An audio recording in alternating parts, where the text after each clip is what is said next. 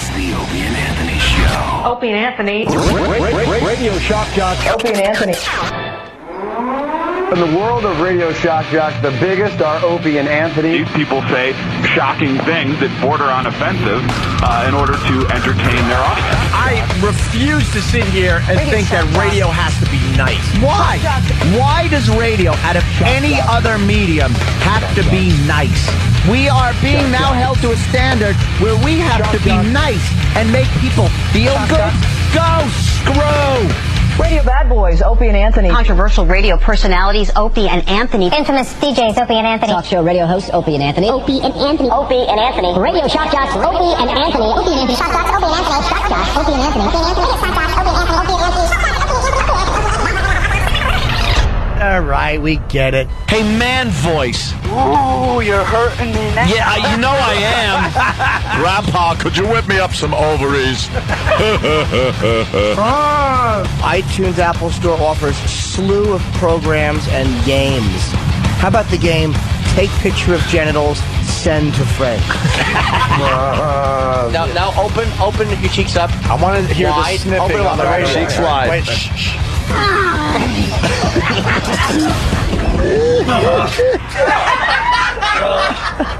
My teeth hurt. But enough of this palaver. Let's get the show on the road.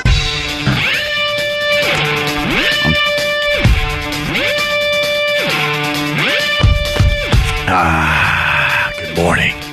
Hey. Nice sip of coffee, and we're off.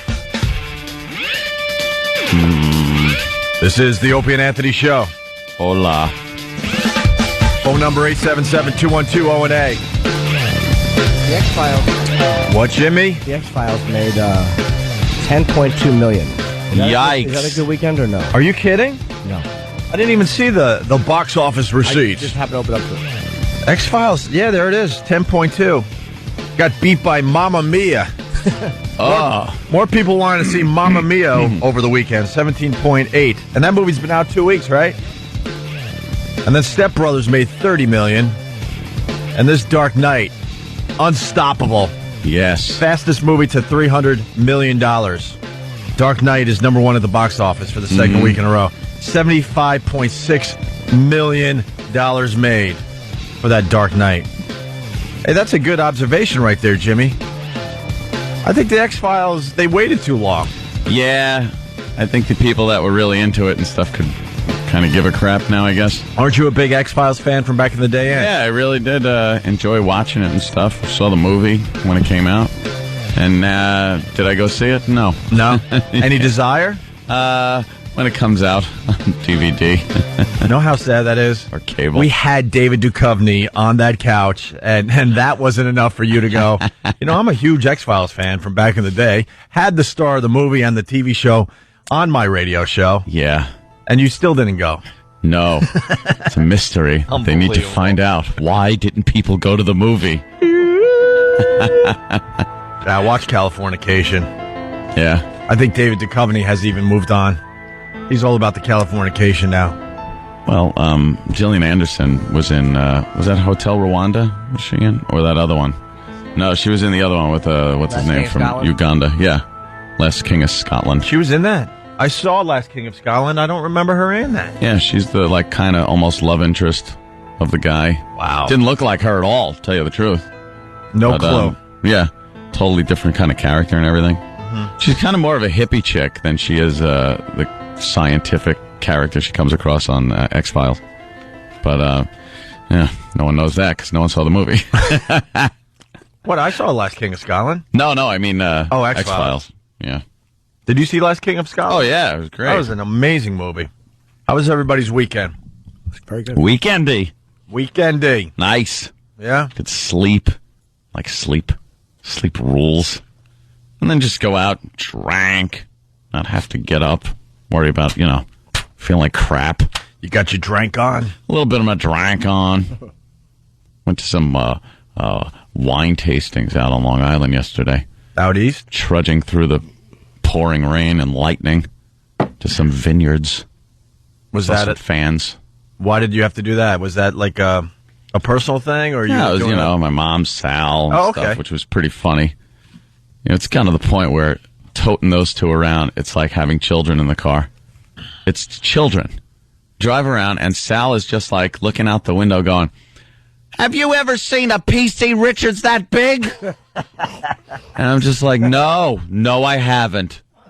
You're right, it's big. Look at that one. That's look at the Stop and Shop Superstore row. That's giant. Like, yes, the building's big. The building's big, Sal. They just turn into retarded children after a while. And they get into these inane little spats with each other. Yeah. Oh, Sal, shut up, scratch your ass. All right, Ro. Whatever you say, you're right, I'm wrong. Well, I'm like, I'm ready to turn around and go, I'm going to smack one of you. Don't make me pull this car over. What's wrong with scratching your ass, by the way?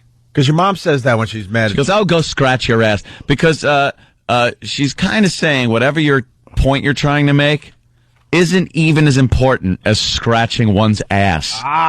So it's like, just go scratch your ass. That makes more sense and is more important than the point you're trying to make. Yeah, when your parents get older, they become the kids. Oh, they're pretty much getting you back for what you put them through when you were a kid. Sal could not be happier with the giant buildings. And then it's like, look at the PC Richards. That's a big one. And oh, look, it says grand opening. Well, you don't know if it's a grand opening, Ro.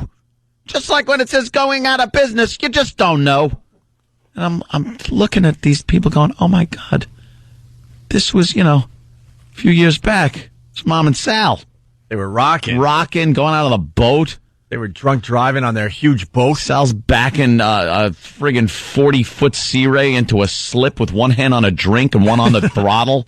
Not even hitting a pole. I actually saw that The one. guy's an amazing captain, and there he is, thrilled at the big red and white PC Richards building. Jesus Christ. You could run for hours in there. Yeah, that's pretty much it. He's just thrilled about it. It was. Does he talk about cheap gas yet? No. But they all were very curious when I filled up how much it cost. Oh, really? Right when I got in the car. So what was it? Like 97. I remember filling up my car for $5. You should have doubled up. $190. Yeah. 100. Yeah, it was $200. What? They got a few years to go. When parents get too old, all they want to talk about is where to get the cheapest gas in town. Yeah.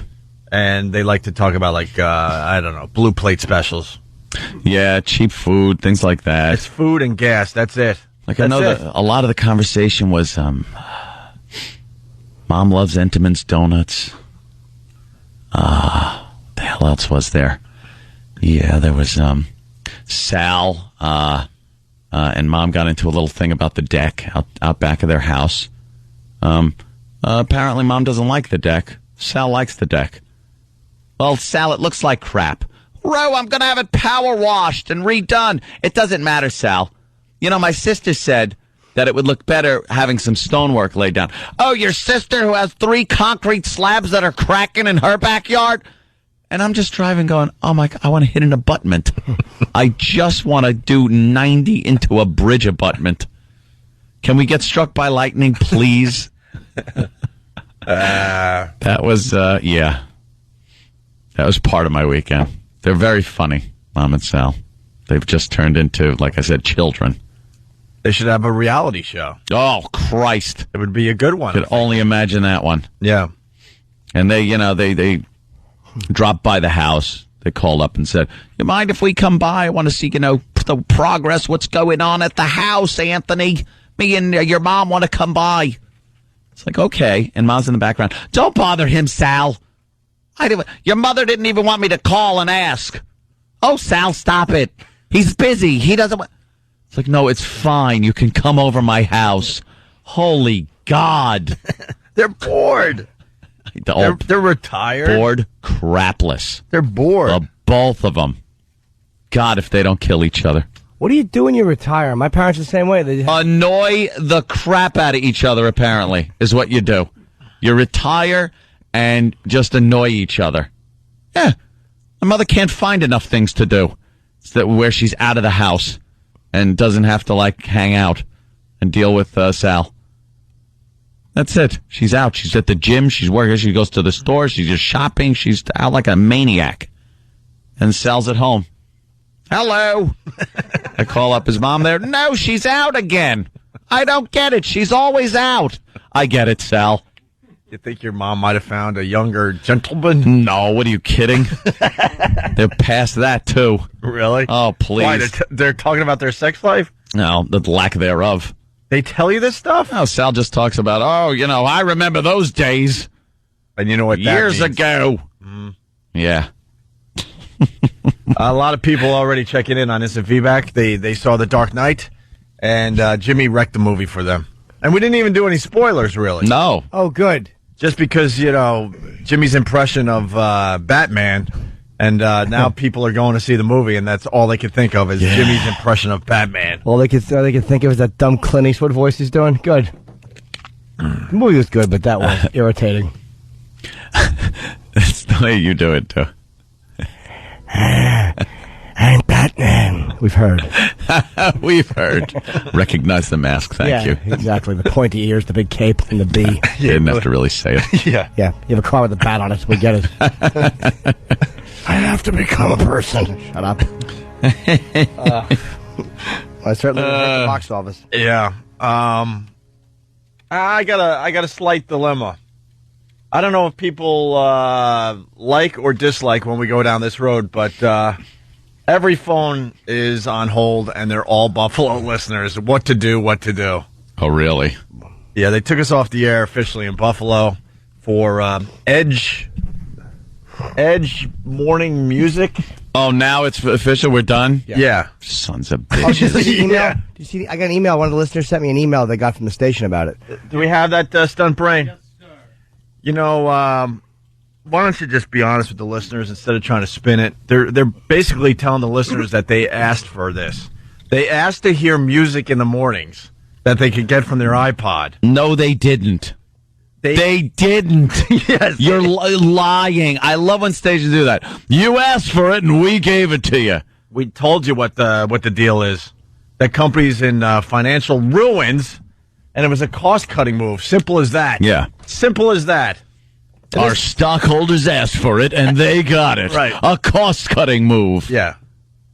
In this day and age, no one is asking to hear music on their radio station. They can do that with their iPod, their iPhone, their internets. Uh-huh.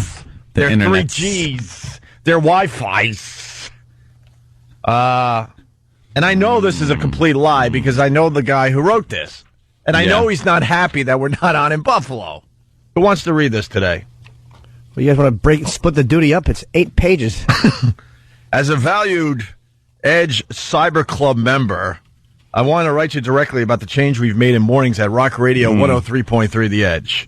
As of 9 a.m. this morning, The Edge will no longer carry the Opie and Anthony show. Thanks. There are many reasons for this decision, and I will share some of them with you. Can I ask a quick question? Yes. What is an Edge Cyber Club member? How does one become a Cyber Club member? A valued Edge Cyber Club member. How do you become one? What do you get from being that besides this fantastic letter? I don't know what it is. We were up there for 2 years. I never heard of the Cyber Club member. Hey, what is that? We've been very serious in our U1008 initiative. What the? It's like 2008, but there's a U. Yeah. So I'm guessing it's listener control. Right. Like the listener Which decides. isn't really listener control at all. No. Because they would never put the listeners in charge of anything. Too much money at stake. The last 10 instant feedbacks, all from Buffalo. All from Buffalo. We have been very serious in our U1008 initiative. Much of our music contests, weekend themes, and other programming have been driven by you. As part of this plan, we've been overwhelmed by 2 major factors. First, we are bombarded with calls and emails asking us to be more local in the morning. That is such BS! That's more crap. That is BS! That's... That is BS!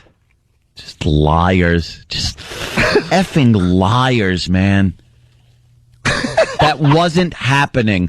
You're lying. But who would call and say in those words, Could you be more local? I want more local programming. I need my local traffic. It doesn't happen. No one's ever called a radio station and said, could you be more local? No. Ever. No. I've been in radio for a few years. I've never gotten that call. No. Hey, could you be more local? All righty. I was traveling down the FDR today. Oh, wow. You were just local for New York. New York, a little local. Yeah. Shut up. There's so many places to get traffic and weather and all that stuff, and every city has 10 stations you can get that from local 5 this is seconds. 1940. Shut up. That local thing is such a lie because most radio stations, I swear to God, you wouldn't know it was a local station by what you're hearing in between the records. Because there's not much local stuff going on. Oh. Bombarded with calls and emails. Bombarded. You want bombarded, you stupid son of a bitch?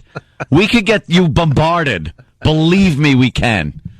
Bombarded with calls and emails asking us to be more local in the morning. Even hardcore fans of O&A have expressed those sentiments. Shut up! Shut up! This is what we got to deal with. How did you know it was a hardcore O&A? I don't get it. James Kurtzeal is a lying sack of crap. Even hardcore fans of O&A have expressed those sentiments. So no, they didn't. They're loving the Opie and Anthony show, but then they're going, but you know what? I need the local news and weather. Need them local. Yeah, we need weather and news. That is this business sucks. Ugh. Even hardcore fans of O&A have expressed those sentiments. The other concern shared by many of you is that since O&A and Trent and Reagan don't play music, the Edge hasn't felt like the rock station that it used to be. They got their iPods for that. Hold on a minute. Brian in Buffalo, what's going on? Boys. Hey. How are you, Brian? You're missed in Buffalo already. Yeah. Well, the morning show is accepting calls about O&A this morning. 716-644-9EDGE. So they decided to take us off. I think some people were holding out hope that they would wake up over the weekend and not do this, but they've decided to do this. Right now they're playing the Goo Goo Dolls Slide, if you care. There you go. That's what they were bombarding them with. That's what you, the Buffalo listener, demanded today. Goo Goo Dolls Slide. That's what you demanded. Not hearing Jimmy do Jim C. or his Batman impression. No, you want the Goo Goo Dolls Slide. Actually, with those two examples, you're probably right. Let's say hi to John in Buffalo. John. Hey, guys. Hey, John. Yeah, it's small consolation, I know, but the guy who was on there was saying, oh, man, I got to play. He doesn't. I don't think he likes it anymore. He probably likes you guys. He probably listens to you guys. I don't know who he is or anything, because I turned it off. I've been emailing this Jim guy, the program director of Rock Radio 103.3 The Edge, off and on for the last 2 years. Trust me, he's lying through his teeth because he's trying to save his own gig, and I don't blame him, to be honest with you. This came down from corporate, and they said, write this and put your name to it. Well, they might as well get ready to change formats because they're not getting ratings the rest of the day. So, they'll be playing country next or some crap, I don't know, sir. People demand local programming. Yes. They're clamoring for it. They don't want to bombarding the station. Yes, we don't want to hear laughs in the morning. Let's talk about the Trough. Yeah. Let's say hi to Robert in Buffalo. Robert? Hey, guys. I was throwing in. This is BS. You guys are awesome. I listened to you the last, 8 years. On 2008, how about me not listen anymore in 2008? Thank you, and you have a very comfortable speaking voice. And now they just ran a sweeper that says Shred and Reagan in the afternoon for free. 103.3 The Edge now playing Linkin Park. So now they're trying to encourage our listeners not to go and get satellite radio or figure out that they can listen to our show still through their iPhone. I hate everyone involved in radio. I just hate them all. They're wormy liars. I would have a lot more respect if they said, look, it was a cost-cutting move. We loved O&A. And this is what we got to do. And we're gonna, be honest. And we're going to make the best of it. I mean, to lie and make us look like idiots is just, that's not cool. That they were friggin' bombarding them with calls and emails. No, they weren't. That line, even the hardcore fans of O&A have expressed those sentiments that they wanted local programming. You know what? They pretty much have to save all of those things for the public record. Right. Show me the emails. I want to see them. I want to see the clamoring of emails that demand local programming. Yeah. Good. You got them on file. Post them. Show me. And then it continues. First of all, everyone here at The Edge has a great deal of respect for Opie and Anthony. You will hear some people say that the show failed here, and that's why this is happening. But that couldn't be further from the truth. So if it didn't fail, why are we off the air this morning? Cost cutting. O&A were successful in Western New York, and we remain honored to have carried them for the last 2 years. So for the haters out there, because they're spinning everything we do these days, we were successful. Even the effing PD is saying that. Even the lying PD is saying that. Right. Part of our plan 2 years ago was to grow the station by putting Buffalo radio legend Shredder Reagan in the afternoons. The move of that show has been a tremendous success. By adding O&A to our lineup in mornings, we created compelling radio that Buffalo embraced. While our plan was indeed a tremendous success, it is now time to move to the next level in the future of rock radio in Western New York. Starting this Monday, meaning right now, Anthony, I will go on the air in the morning dealing you the rock music you demanded. Wait, this idiot is going to actually go on the air? He's the one? Yeah. Get us some tape. He doesn't want to do this, by the way. I got a secret email from this guy, and, screw it, I'll blow up his spot. He goes, they're forcing me to do an air shift instead of continuing to carry you guys. This guy has no desire to be on the air. He wants to be the program director behind the scenes. E-Rock had a good one, one of the emails. Dear The Edge, please be more local. Sincerely, Fareed. So he's going to be playing the rock music you demanded. What song did the listeners of Buffalo demand? I need to hear. I need to know what the next song is. He's on right now. Oh, he is? You'll have direct access to me. I will answer any and all questions. We will also create an O&A forum at WEDG.com for you to share your thoughts on this decision as your opinion matters. Feel free to call me Monday at 716-644-9EDGE. There's a lot of negative press about radio in the 21st century, but understand that Buffalo is different. I'm from South Buffalo, and I've known these 3 words my entire life. The 3 words, everybody? I'm a douche. Hey, what? Buffalo expects more is the 3 lines, Anthony. Is that it? With that being said, we're now poised to give you more. It is with mixed emotions that Opie and Anthony depart. We must now look to the future and the opportunity we have to produce a Buffalo-based morning show that can belong to our community. Yeah. It's making my stomach hurt. A morning show that will not only entertain you, but give you the content control and Buffalo material that you expect from us.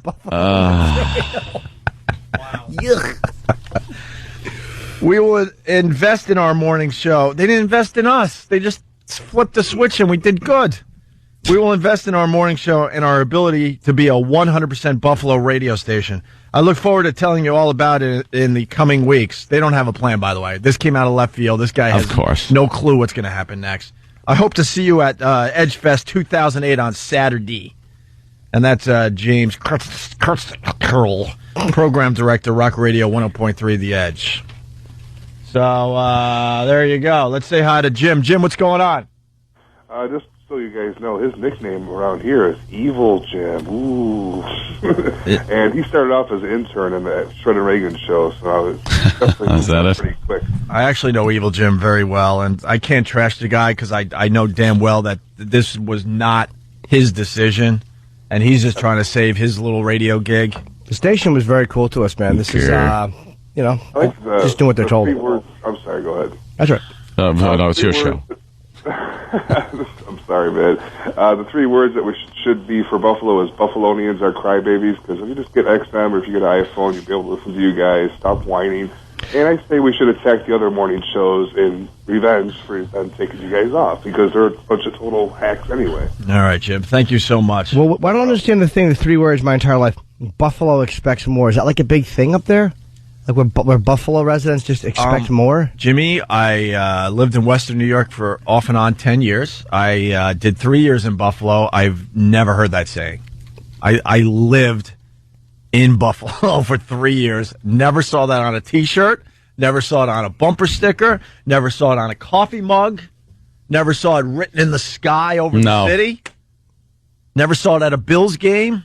Doesn't exactly seem like a teen anthem type of a... We expect more. It's terrible. It really is. Oh, this business, like Anthony says, it's just the people in it. It's just ridiculous. It's like not the only business. I guess any business, like big business, people just lie. They could just lie to you. That's what they do. Yeah, that's what big business does. They lie to you. None of them can be men and just come out and be honest and go, look, this is the way it is. It honest. sucks, but we have to do it this way. And that's on the corporate side. All right, we got to take our first break, but that's what's going on in Buffalo. And by the way, they are lying to us because they said that we're going back on in Syracuse, and we're not on in Syracuse this morning. No. So what, they decide not to do that now? We all know why. We all know why. Let's be honest. Why? Starts with a J, ends with a WS? No. Oh. Starts with an M, ends with an R. M. Oh, N? M. Oh. It's different. No. An M and an ends in an R.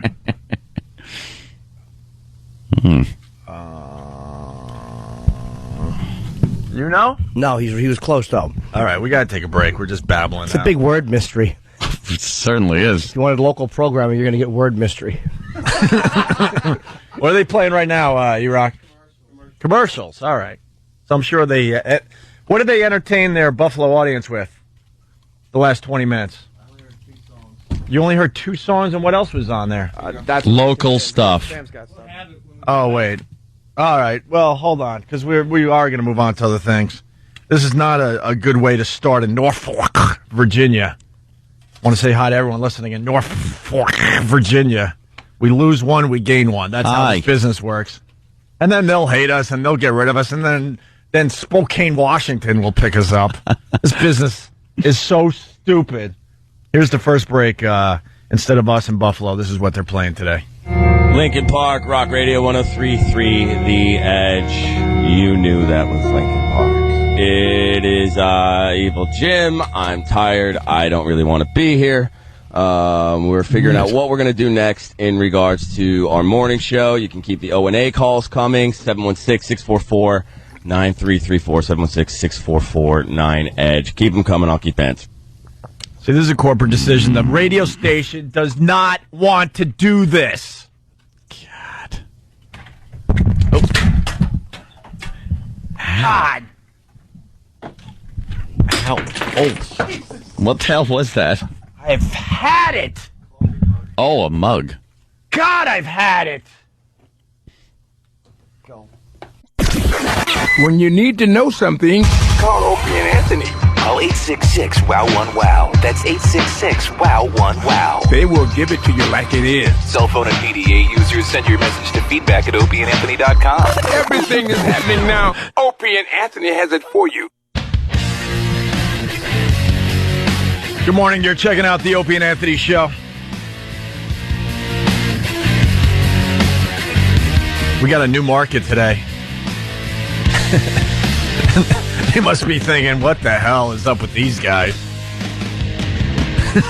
Get used to it. Well, we lost a very important market. Not an important market. We loved being on in Buffalo. Of course we did. And we know for a fact they took us off the air because it was a cost-cutting move. They wanted to continue with us for like 50 G's a year. And we said no, and they said, all right, then we're going to go do something else. 50 G's for a morning show in Buffalo is a bargain. Yeah. And we were going to do it for just a little more than that. It's a cost-cutting move. So now they're trying to spin it and say, you demanded that we be local. You demanded Edge music. No one's demanding that stuff. No. You wanted to get us ridiculously cheap, and we're like, well, all right, how about just a little cheap? And they said no. We weren't making any real money off the Buffalo market. No. Without getting into the business plan, trust me, we share a lot of that money with a lot of people. And then they just lie through their teeth, hence the breaking of many things in the studio during the commercial break. But I'm okay now. I go to Kenny, what happened to my coffee mug? He goes, you smashed it into 1,000 pieces, GH. Phone number 877-212-08. So we say hi to Norfolk. We got Norfolk? Yeah, Virginia. Or is it Norfolk?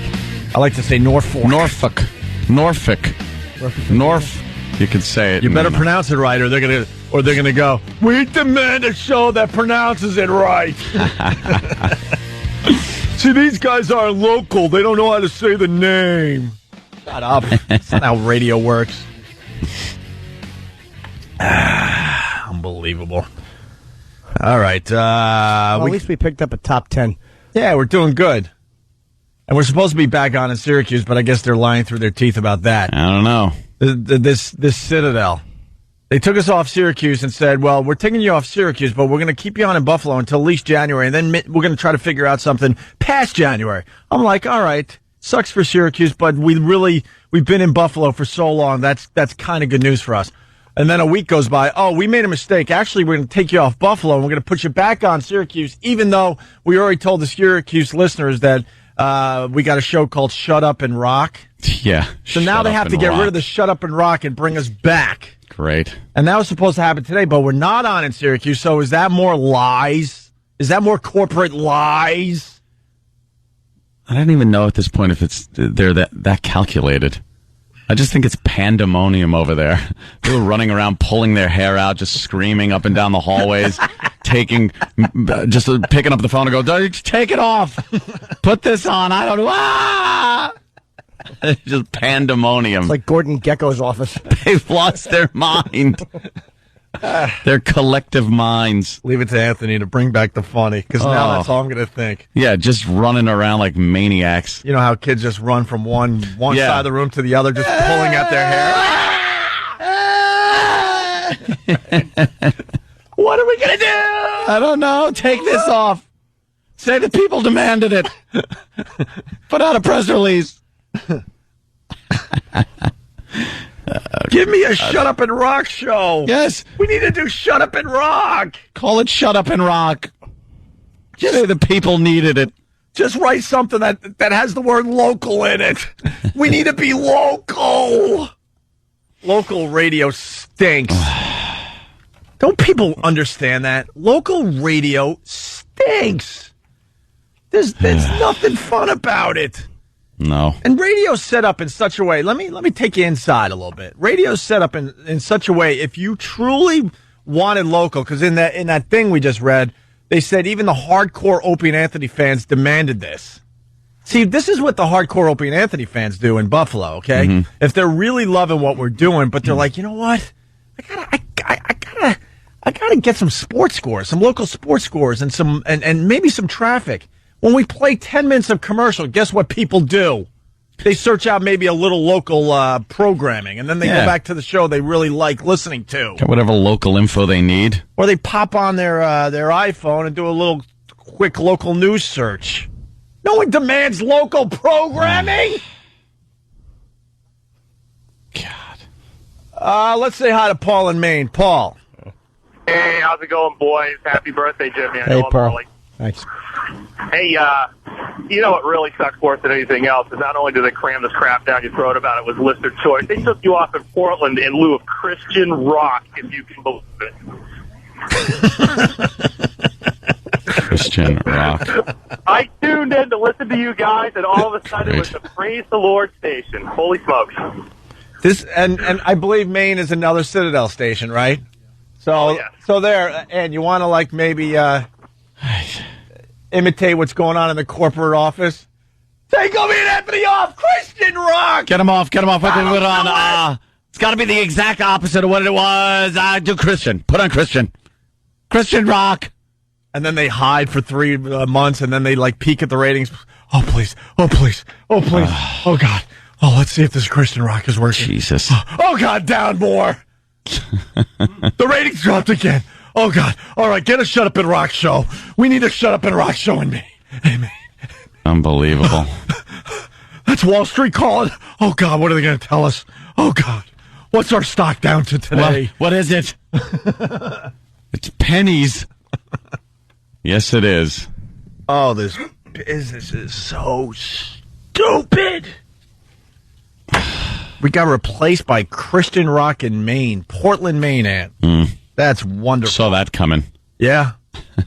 Yeah. Yeah, because Christian rock radio is just taking over the country. Of course it is. It's a hotbed of activity in Maine, I guess. Ugh. God. Well, and we move on. Yes, we do. Now that the merger went through, I guess. Yep. We'll see what happens.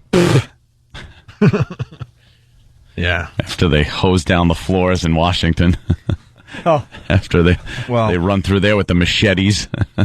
They look like Rwanda. This is going to be a bloodbath. For the people out there, XM was completely taken over by Sirius Satellite Radio, even though they like to call it a merger. It was a takeover. Yeah. It was certainly a takeover. And I guess there's going to be some kind of announcement today that makes it official, and then all hell is going to break loose with XM Satellite Radio.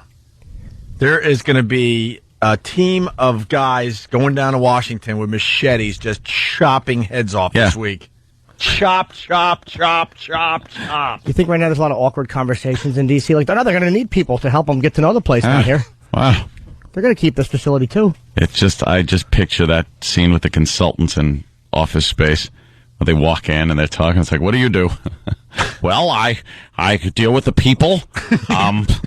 I'm the guy that goes between the... Oh, so you don't do anything. Could you describe your job, please? I'm needed. I'm necessary. Out the door. There's going to be a bloodbath. Mark our words. I would imagine hundreds of people are going to be fired from XM. Hundreds? I would say hundreds. There's a lot of people down there. Redundant people will get fired. And just in case you're keeping track, one of the message boards has it wrong. We're down to 65 days left on our XM contracts. Oh. And obviously we want to continue. Yes. We're waiting for some kind of phone call that might give us some kind of hope that we will continue. 65 days and counting before our contracts end with XM. Yeah. And I don't want people to confuse the issue. We definitely want to continue. A phone call would be nice. That's all. I know they got bigger things to worry about, like lopping off the heads of the useless. Yeah, I don't think they were going to be making any phone calls before this went, official. You think That's You think we're part of the useless? I've been told in my life many times that I'm useless. I've never been made to feel any other way. Yeah. I've never been made to feel good. Yeah. Part of the team. Yeah. Like, right. So there's a lot of changes. A lot of changes in this business lately. And then local TV here does a fine little thing on Pandora's box for the iPhone. So. Oh, Jesus. Oh, for the iPhone. Yeah. What's that? Where you could just pretty much listen to what you want to listen to. That's why these Shut Up and Rock shows and we, they demand edge music is just so ridiculous. Everyone has phones now capable of getting music. This is the time in radio where you have to find really solid, shows that can compete with iPhones, that can compete with satellite radio, that could compete with 3G technology. Yes, 3G. And could compete with the Wi-Fi. This isn't the time to, dump a solid radio show and start playing music. That's so obvious. Yeah. Yeah, you could get anything on your phone now. Right. And just plug it right into your vehicle and listen to it through your radio. Well, that's why Norfolk is smart today. They're trying to build a radio station with personality radio because you just can't get that. No, that's the one thing you can't just whip up on an internet radio or your phone. Mm-hmm. Personality driven radio. Music, Just stop it. Don't try to sound like you're rocking.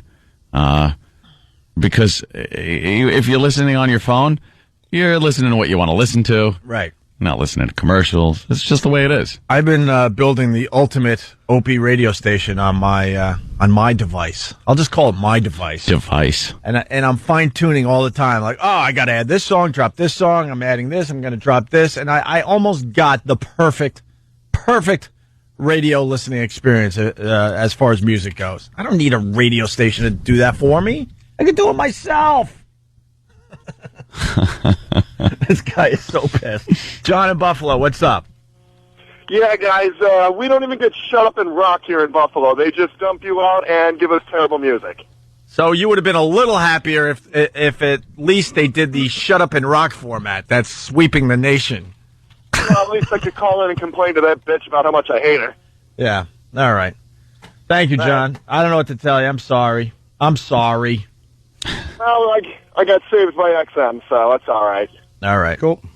XM Sirius now. Is that what it's called? I don't even know what it's called. I don't know. I don't know. I'm sure they got the new logo waiting. It's going to be called the company we used to work for. I don't want to get fired. I don't want to. We're holding out hope, Jimmy. You never know in this business. I don't want to get fired. We're holding out hope. That's all we got. That's all we got. I want to go, like, guys, you know, we're going to get rid of the old XM facility. It's a little costly, but we got a nice new place for you here a few blocks away. Mm-hmm. Here's your new badges. Yeah. I would like that. Yeah. Oh, you would? Sure. Like going into that building?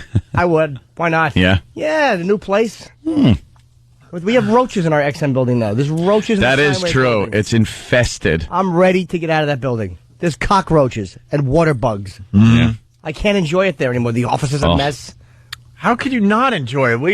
Is the video of Pat Duffy snorting the cockroach up online yet? God, when you hear the three of them just popping through his sinuses. Did we link that to onaradio.com? We'll do it right now. It just hurts. The thought of it hurts. For the newbies trying to figure out what this show's all about, onaradio.com is a fine little website. Well, we got one of our guys. He snorted up a cockroach, and the noise was just amazing. I think it's also on YouTube, or no? Yeah. What is it under there, young Sam? Roach Wars 2008. Roach Wars 2008. Roach Wars. Nice. All right, we're gonna take a break, and we're gonna regroup and start doing our radio show. So, for the texters out there, get ready. Get ready to text. Get ready to text. That's all Oh, wait. Wow. I know this is radio, but this video is amazing. Roach Wars 2008 from Opie and Anthony on YouTube. Yes. That is disgusting. Pat Duffy snorting up a cockroach. Stay there. This is radio at its most fascinating. Cutting edge radio. I don't know how to do this. Opie and Anthony.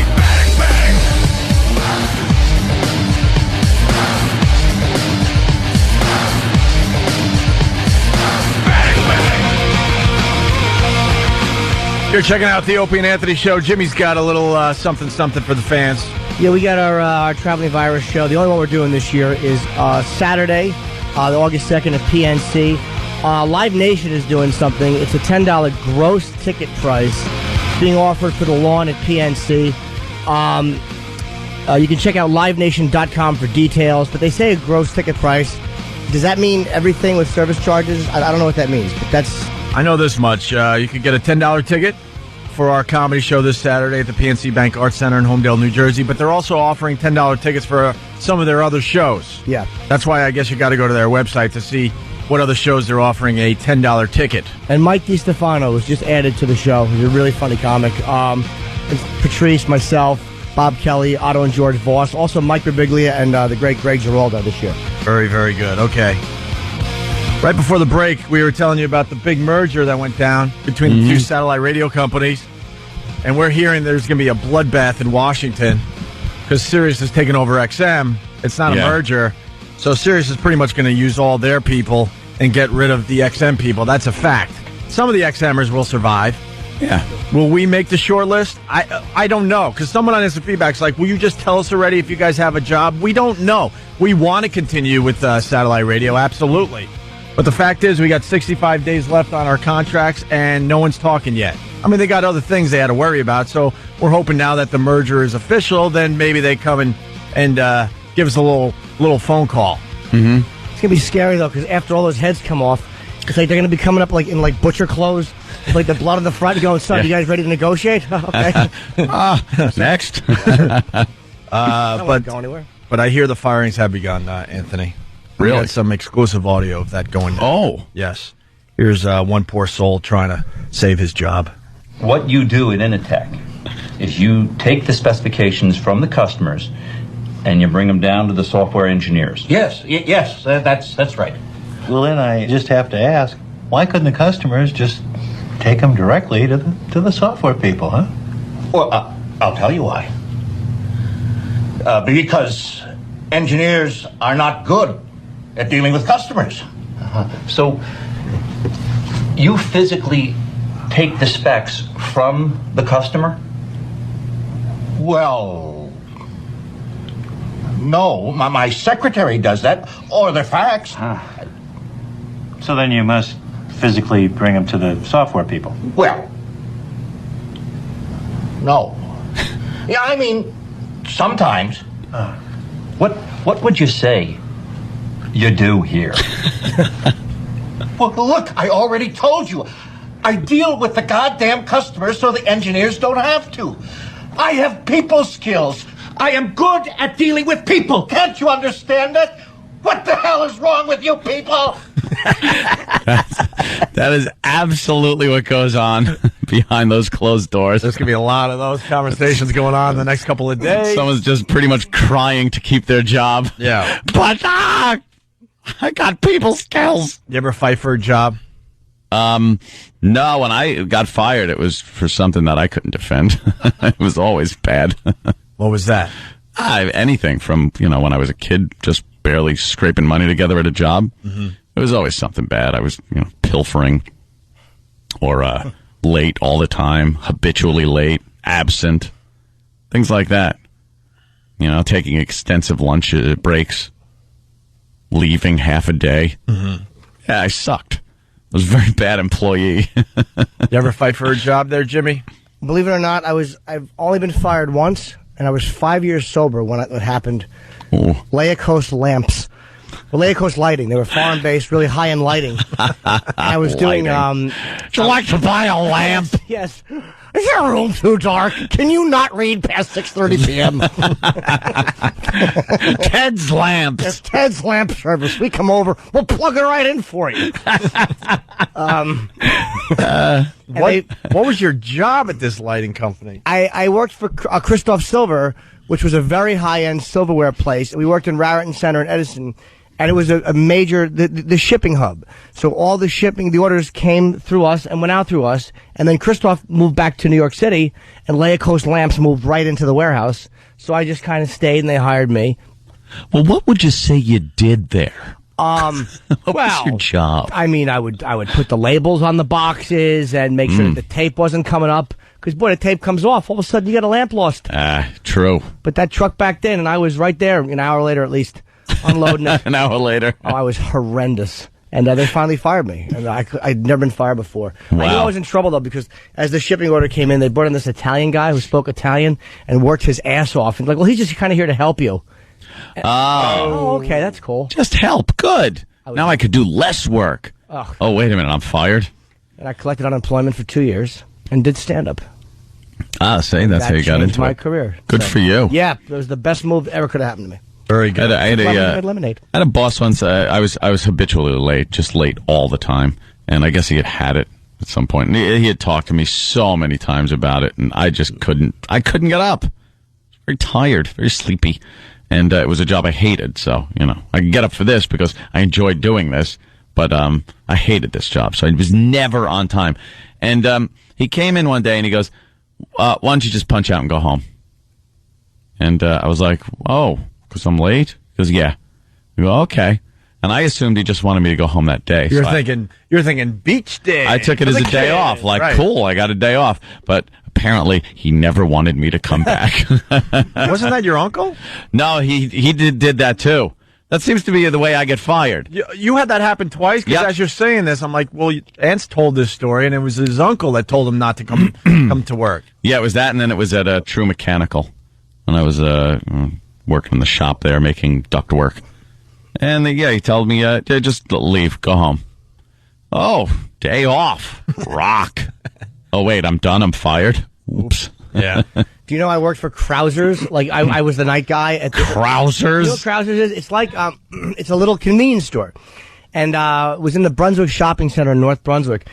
And, I would close up at like 11 p.m. And we had like a little deli area with meats and stuff where I'd make sandwiches. And I noticed that there were little teeth prints in all of the cheeses and the meats. Oh, boy. And little black hash droppings. So apparently the mice had been coming in and eating and dropping little mouse duties. And it was infested. It was covered with mouse bites and mouse duty. So I remember I talked to the district manager. I'm like, I can't sell this. This is gross. And he's like, it's all right. Just fine. You can sell it. Oh. He saw the teeth prints and he goes, you can sell it. So he told me just to cut around the teeth prints and throw out the stuff that had been bitten into. Well, at least he said that. And I actually took a stand. I was like Norma Ray. I refused to sell the meat with feces in it. Sure that worked out well for you? I wound up just quitting, I think. I just didn't want to do it anymore, Gave him my keys. Good story, Jim. You got to think a little... I liked it. Yeah, it's great. 13 episodes should be built around it. The guy who wouldn't sell mouse duty on the cheese. I think his little mice feet were just stomping around the meat as he's taking bites. Oh, dragging those giant gonads that they have across the cheese. Ugh. It was really awful. I was just stealing cigarettes in my stupid light blue Kango. Oh, what a dork. What a punchable white nerd. Stupid cracker. Hey, you want to move on to Edgar Mitchell? Oh, now for the faithful listeners, they're sitting there going, you already did the Edgar Mitchell thing. Oh, the story goes on. Yeah, we got more audio from Dr. Edgar Mitchell, and now it's starting to look like he might be a little cuckoo. Either that or he's completely telling the truth. Yeah, you can't... There's no middle ground here. Last week, what happened? Dr. Edgar Mitchell did an interview and basically said that there's absolutely aliens, the government is covering it up, and the key to Dr. Edgar Mitchell is that he was an astronaut. He walked on the moon. Walked on the moon. Apollo 14, right? Weren't you on Apollo 14? So now a lot of people are very interested in what he has to say, and we got more audio from Dr. Edgar Mitchell. We have Buzz Aldrin coming in Friday, so we can ask him. Cause, he might probably knows him. Yeah. Just to say, is this guy kind of a nut, or is he... Buzz Aldrin just goes, shut up! And punches me in the face. Hit you. No such thing as aliens. Laugh at you. Yeah. Buzz Aldrin pops you one. Would you? Sure. I'd laugh at me, too. It'd be a pleasure. Can you imagine if Buzz Aldrin just knocked my teeth out? I'd love to have a black eye from Buzz Aldrin. Yeah. What happened? Who punched you? Buzz Aldrin. Yeah. You know all those moon photos? That guy. Yeah, the guy on the moon. An ungloved fist. Well, if you would love that, then just say, look. Just say it never happened. It never happened, and all hell will break loose in the studio. Oh, yes. Because that's all it takes with him, is to say, look, I think you guys faked the whole thing. Mm-hmm. So... All right, Dr. Edgar Mitchell expands on his alien comments from last week. Let's see what he's saying now. When it comes to outer space, Edgar Mitchell knows what he speaks of. As part of the Apollo 14... Hey, Bob! Who's interviewing him, Bob? When it comes to Edgar Mitchell, it's with their cadence. He was an astronaut in outer space. Just speak English. The Apollo 14 moon mission in 1971, Mitchell and fellow astronaut Alan Shepard walked on the lunar surface for a record 9.5 hours. So when 77-year-old Mitchell said on British radio that aliens exist and have been visiting Earth in UFOs, people sat up and took notice. I don't know how many or where or how they're doing it, but they've been observing us and here for quite some time. Mitchell goes further. He says the famous alleged discovery of a UFO and its dead crew at Roswell in 1947 did happen. But he says this event and many more have been covered up by the United States government. The reason for the denial was, number one, we didn't they didn't know if these were hostile and could we protect ourselves from them. Didn't want the Soviets to know, so they devised to lie about it and cover it up. This is pretty huge stuff right here. Nah, I don't think they're aliens now that I think about it. No? Nope. Why? You don't believe this guy? It would make the whole world behave. Yeah, but that's why it's secret. Wouldn't you want the whole world to behave? Not the Illuminati. And working together? No. All you would have to go is, look, they got crazy technology, here's the alien people, and then the whole world would start behaving. Do you know what And then we economic turmoil there would be if there was no turmoil in the world?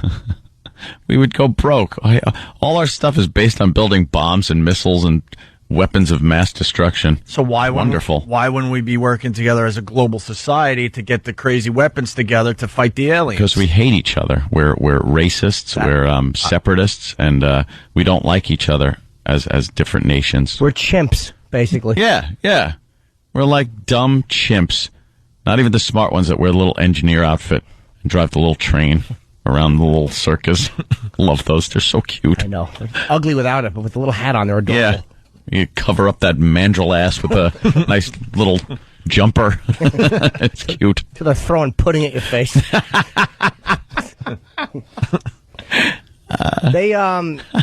It would just be a natural human instinct. What if people have ever thought of like the big picture? It's like, you get something, you don't know what it is, and then you reverse technology. That does make sense. Yeah, but we keep it to yourself. See, we can't handle not being the top dogs, top of the food chain. The big kahuna, if you will. People would freak out if there was something bigger and better than us. We like thinking there is in religion, but that's like this very abstract kind of, you got to have faith to even believe in it. There's an element of doubt. It's the same thing with UFOs. As long as there's an element of doubt there, where the skeptics can say, nah, that's not true, then people cannot believe it if they choose not to and don't have to worry about something bigger coming here and kicking our ass. Mm-hmm. Religion, that's something else. A higher power. You don't get to meet him until after you croak anyway. So that doesn't matter. But the prospect of flying saucers coming down here, flying saucers, that's from 1950, coming down here and aliens that know more than we do, are stronger, smarter, freaks us out. How would we deal with being the puppies of some other race, some other beings? We'd lose our minds. We don't like when our boss tells us what to do. Imagine some friggin' race all of a sudden just, hey, you're ours. How much would that suck? Yeah. It would suck. If you woke up one day and said, what, we're now second? Yeah, we're second. On the food chain? So if they want to come and just, like, kill us, kill a few of us, sure, you can't take them to court and arrest them or something. You're just at their mercy. Right. Like a bug would be. When you step on a bug, you don't go to bug court. You don't have to sit trial in a bug court where bugs will judge you and put you in bug jail. You kill them. It doesn't matter. And then all of a sudden, that's us. They just feel like, lopping heads off or hunting us or doing whatever they want. You're at their mercy. We wouldn't be able to deal with that. If I woke up and found out that I was second on the food chain, I would ugly myself up real fast. Why is that? I would just so I don't look tasty. Oh, tasty? I would just take like Wesson oil and just start rubbing it all over my face, hoping that I could get some massive zits working. Oh, you'd just see fatties starting to disappear. Fatties would just be disappearing. I'd be grilling them up. I would just wash my hair in margarine. Fatties, they'd be called ribeyes. Yeah, ribeye fatty. What would you do, though, really? Would you ugly yourself up immediately? I would imagine that hair can't be fun, so I would just grow hair everywhere. A lot of hair. A lot of hair. Yes, I'm safe. A lot of hair. Don't wash. Have a cranky butt the whole time. Yeah, things like that. Oh, that might be a delicacy for them. You don't know. Yeah. They might have some kind of thing like an apple corer where they just pull out that stinky thing. And delicious. Ooh, you got a nervous one. Lucky you. It's like scallops to them. It's wonderful. Yeah, they try to scare you to get it going. The more get it really going. Make you run a little. Bike seats are mandatory for everyone. You have to ride bikes everywhere. in real heavy jeans. Oh, God, yeah. Well, that wouldn't be the very good. I do think that's why, though. If there are, and they have kept it secret, that's why. Panic. Let's go to Joe in Jersey. Joe? Yeah, hey, what's going on? What's up? Hey, I got something for you guys. You got to check out a book called Behold the Pale Horse. Oh, hold on. I would like. Ambulance. I would like to imagine that you're calling your favorite radio show as there's a huge, high-speed chase going on. Yeah. Yeah, they're chasing me. Well, that's what I was getting at, sir. Yeah. Behold the Pale Horse is about from this guy from the Vietnam era that wrote a book about the government waiting for the right opportunity to, for aliens to take over the world. Pretty interesting book. He's pretty much a nut, but I would check it out. Is this fiction or nonfiction? I'm not sure. Conspiracy theory. I'm not sure what that would be considered. It's not fiction. So someone thinks it's real. All right, gotcha. Joe. Thank you, sir. Thank you. All right, here's more of Dr. Edgar Mitchell, the astronaut that is talking about aliens. His distinguished career as an Apollo astronaut makes Mitchell one of the most credible voices ever to enter the alien debate. But it will take much more to convince those like Don Bellina from the Foundation for UFO Research. I am skeptical, yeah. And that won't change until, as they say, he backs it up with something. Only 12 men ever walked on the moon, and having one of them add his voice to a controversial alien conspiracy theory is potentially embarrassing for NASA. The agency will only say that Edgar Mitchell remains a great American, but NASA does not share his views on aliens and UFOs. Well, they backed right off of that. That they made a statement is a little odd, but I guess they had to. What are they going to say? We always knew he was an ass. Yeah, this guy was a kook. We were hoping he'd get lost up there. Wander off. Yeah, he's been the ship takes off. He's just, Alan Shepard says goodbye. Yeah, Alan Shepard had distinct orders to point somewhere and tell him to go and hop in the ship and stray. I'll hold the ship for you. Yeah. All right, well, we'll ask who's coming in? Buzz Aldrin. Yeah, Buzz is coming in on Friday. I'd like to know what Alan Shepard's view would have been on that one. You know? I'm pretty sure Alan Shepard's dead, right? Is he? Alan Shepard dead within the past maybe 5 years? Is it? Most of those guys still alive, though. I thought he got the big casino. Yeah, 98. 98, yeah. We're getting more info on Behold the Pale Horse. We got Roger on the Opie and Anthony show. Roger? Yeah, hi, guys. That book is mostly, if you're into conspiracy literature, it's mostly copied from other sources, but it's still a good read. It's still like a Reader's Digest version of all the big conspiracy theories. But the guy that wrote it, his name was Milton William Cooper, and he ran a militia group, and he was killed in a shootout with police a couple of weeks after September 11th. Whoopsie. Yeah. So. Well, maybe they wanted to shut him up. Yeah, you never know. I'm sure a lot of people are saying that. No, you can ascribe whatever reason to it that you want after the fact. It's very convenient that way. Maybe he discovered that you could run a car on water. And it had nothing to do with anything else. Get yourself killed. Yeah. It's a great name Ain't for a big book. fat target on your head.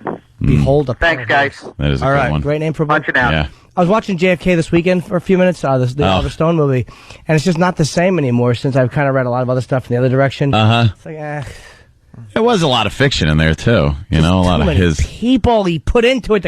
Everyone was ominous and in on it. Yeah, ominous. That's true. There's one scene where, I'll credit Stone with this. Every total speculative scene was done in black and white. Right. And there's one scene where the girl is going, well, I thought I heard a shot from the grassy knoll. And the guy is going, you only heard 3 shots. You only heard 3 shots. And she's like, well, there was a shot from the grassy knoll. We're working on that. That's been taken care of. 20 minutes after the assassination, all of a sudden she's in a room with a man who knew that there was supposed to be 3 shots. Right. Because he knew there couldn't be. Why couldn't there be a conspiracy? Like, if you're going to kill the president, why wouldn't they have 2 guys do it? One got caught and got killed. One got away. Yeah. I don't get it.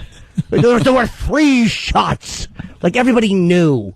Everybody knew, the Dallas Police Department and the Secret Service. Shut up. They didn't all know. Irritating. Yeah. Almighty. I gotta watch that again now in hindsight. Oh, it's funny to watch. It's a great movie, but yeah. It's like everybody's in it. Literally 1,000 people are in on it, and everybody just kind of keeps it under their hats. Keep it on the QT. Yeah, the commander-in-chief murdered. It's filmed, but, no one says nothing. Let's go to Pittsburgh. Ed, how are you, Ed? Hey, Opie, what's going on, man? What's up, bro? Nothing. I was just going to tell you guys, in light of this scientist coming out, it kind of runs along the lines of the rocket scientist, Wernher von Braun. He pretty much ran NASA until he died in the 70s. He predicted back then that he was in a board meeting where they talked about warring in the Middle East, and then how eventually they would come out and talk about aliens, and that would be a cover-up for us to build up our space defense program, our weaponizing of outer space. So I'm thinking maybe this guy came out not because he's crazy, maybe the government told him to, so it would kind of give us a reason to pump up our space program. Oh, there's a nice little conspiracy theory. Get an astronaut, someone with some credibility, talks about the UFOs, and that way we can get our space-based defense system up and running. And I did send the link to all this to Steve C. Yes. Were there any male genitals in it? Because I just delete anything without that. I wish you were, but I'm punching out, boys. Gotta go. Okay. All right, let's go to Clint in this fine city of ours. Oh, let's go local here. Clint in New York City. What's up, Clint? Hey, first of all, I want to pay props to Jimmy because he always kind of gets the emotional parts of humanity right. And, we're progressing towards appreciating animals. We got to think about Carl Sagan. Once you finally talk about chimps, that's a long process to get to the point where we appreciate the word chimps. And, like, Anthony, come on. You got all the guns. You guys are talking about Grand Theft Auto. You're the one that's afraid. But we're working forward. People like you, come on. I mean, I think you're really a good guy. You're smart. You guys are all funny. You attack all the big issues. But we're moving forward. That's how we got someone like Barack Obama. George Bush, these are the afraid cats. Carl Sagan talked about it this way, man. I mean, are these guys that have mastered getting between stars or planets or, we're spinning pros now, are they really going to come down here and stick little things up our cuckoos and, like, do all these silly little things to us or need us for a meet? I mean, this is the most cynical Anyone else kind feel of like they're listening to a Grand Theft Auto radio station right now? Dude. I mean, I know I'm ranting here, but it's like... Yeah, but you're just as wrong as I could be by trying to speculate why an alien would come down here in the first place.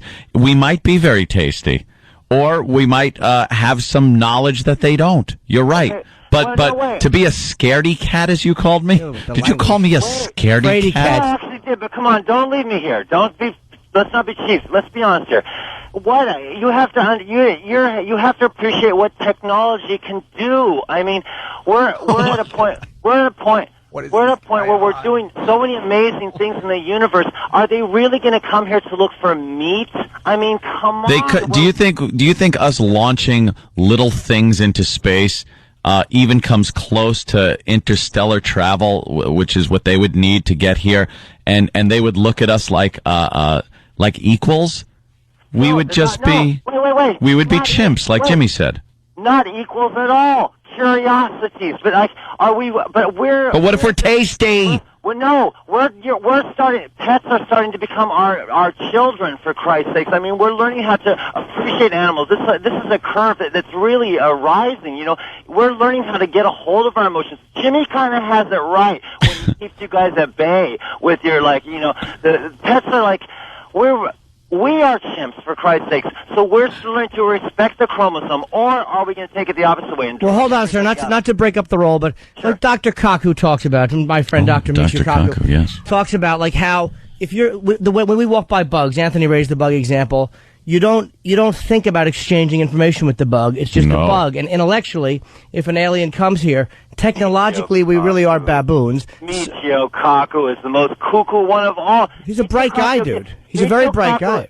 Michio Kaku is not Carl Sagan. Michio Kaku always starts to think what we're going to do to ourselves. Michio Kaku is fascinated by the problems, and he doesn't want to solve them. He's one of the most annoying ones. Not true. Hold on. One thing at a time. He's not, because he's a guy who's a scientist. He's a theoretical physicist. Oh yeah, and dude, hold on, bro, hold on. He makes it interesting. He gets you interested, and he talks about things in in layman's terms where we can kind of understand it, and explains things where we can understand it. He's not just being some boring scientist. You think he can't talk science, like just go over our heads? Of course he can. I totally disagree. Michio Kaku is not Carl Sagan. Carl Sagan made things. Yeah, I know, he's not dead. Michio Kaku billions and billions. I wrote Cumia. What did he write? What was the Jodie Foster movie he wrote? Contact. Yes, Carl Sagan wrote Contact. Yeah. Yeah, so he speculated about it. Come on. But no, wait. But Carl saying there's a whole thing here about when these theorists are so out of control now. Why? Isn't Stephen Hawking a theoretical physicist? Wait, Jimmy, come on. You're at the door to the discoveries. The plasma universe is the real answer. The universe is electrical. All these string theorists, they're all looking to gravity, and gravity is getting us nowhere. Gravity theory. What do you mean gravity's getting us nowhere? It's kind of keeping us from flying away. I like gravity. This guy's really dissing gravity. Jimmy, this is really good stuff. You have to ring the Big Bang Never Happened. Get Eric Lerner on here. Well, I can't get him on here. He never comes on. We've asked him 50 times and he won't come on. He won't? No. Eric Lerner? I've never heard of him. Well, you gotta look, Eric Lerner, the Big Bang Never Happened. Look up the history of this kind of thinking, this kind of singularity thinking. What kind of, hold on now, so you gotta slow down. What you do is you get on a roll, and then you just kind of run downhill holding a giant rock. We gotta slow down a little. I'm sorry, let's start with this. Are you a scientist? Because Michio Kaku, you can't dismiss him, even if you don't agree with him. Oh, I agree with you. I totally agree with you. You can't dismiss him. He's a brilliant dude. Absolutely. What? Matter of fact, you're totally right. We need those kind of people to lead us towards the problem. Are you a scientist?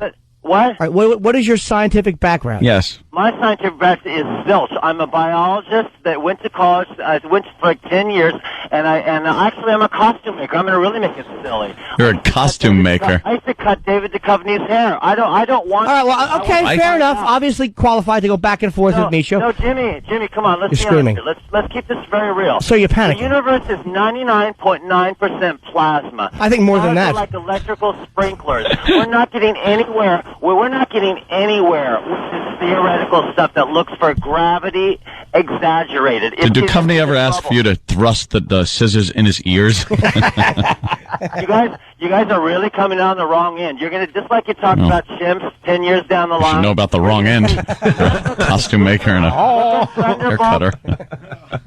These guys are all right. Wallace Thornhill. I mean, there's a bunch of guys. Do you know that Paul Allen just gave him $500,000 to try to get direct electricity from plasma? But I heard that was debated and that they decided not to because all of a sudden he turned around and changed the way he felt. Yeah. Paul Allen? Yep. Isn't he in England? So he pulled out. Well, they still got the money from Chile. They're still going. No, the money from Chile, dude. that. The money from Chile is not coming through. Oh, well, that's interesting stuff. But I have no idea what you're talking about. I just made that up. I really wish you would try to get Eric Lerner on here and explain this stuff because his book is so thorough. It goes way into history. He won't come on. Ever since his arrest, he refuses to do radio. His arrest. Yes. Yes. His arrest. Eric Lerner at Lawrenceville. He was file trading with Jeffrey Jones. They got into his computer, and he said they're not kids, they're little aliens, and they arrested him. Yeah. Well, I'm gonna. You got me there. I'm gonna totally admit it, but I think you're. I got to go do my research, but I don't know what you're talking. Eric J. Lerner, the physicist, you're saying was arrested. Yes. Yeah. When? About 2 weeks ago, and he won't do radio because he has to prepare for his court case. I mean, how do you not know that? What the blah? That's what he said. What the bubba? Okay, well, then I guess I have to just back off. I'm the loser here, and you guys can just continue with the assist. Thank you. You're a good boy. Take care. Goodbye to Clint. Clint was kooky. Clint's a psychopath. I have no idea who Eric is. I just said he got arrested, and Clint was. All right, I guess you're right. Yeah.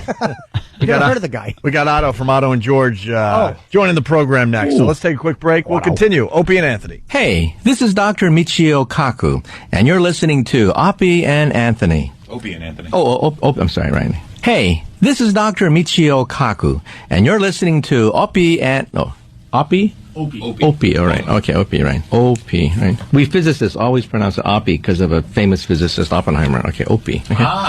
See, we didn't know that. Yeah, he built the atomic bomb. Yeah. Hey, this is Dr. Michio Kaku. You're listening to Opie and Anthony. Hey, this is Adam Ferrara, and August 15th and 16th, I will be at Governor's in Levittown. 516-731-3358, or go to www.govs.com. And you can check me out at adamferrara.com or the MySpace. Come by. Be my friend!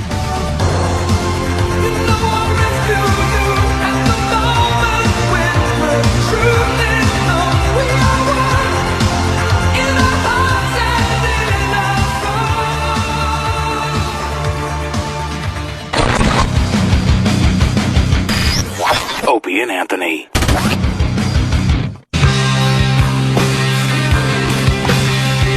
How's everyone doing today? On this Monday. Opie and Anthony, we got Otto from Otto and George in studio. He's playing the big comedy show this Saturday at the PNC Bank Arts Center I'm not in backing Homedale, out. New Jersey. What? I'm not backing out. Hell no, you're not backing out. Yeah, some people have disappointed us this year. Yeah. Not happy about that whatsoever. Yeah. Not happy whatsoever. Not happy. But what do we got for the tickets, Jimmy? We got a big ticket thing happening tomorrow. Tomorrow, this is a Live Nation thing. They're offering $10 Tuesday promotion, and it's a $10 gross ticket price. It's being offered for a bunch of their shows, including ours. Ours is not the only one. It's the Lawn at PNC and the Mezzanine at Jones Beach, blah, blah, blah. But we're only doing the PNC show, so the rest of the stuff, who cares? Yeah. Who cares? Who gives a flying fudge? Oh, come on with the That's what language. I say. Come on, we don't Watch need the it FCC easy. all over us. Easy. The headline's easy. If you want to go to our show, $10. $10 tickets tomorrow. But then when the service charges, strangle you to death, it'll probably be $78. I don't know. Gross ticket price might not be. It might just be $10. Yeah, that would be crazy. I don't know. I should be informed. I hope it's not as hot as last year. Remember that the day the last PNC show was sweltering. Oh, It was man. really bad, right? Horrible. I hope it is, because my first 5 minutes is, boy, it's hot in here, and then when they yell, how hot is it, I have a funny answer. Oh, God, Yeah. Jimmy. That's a funny bit. Yeah. Hey, I got to bring this up.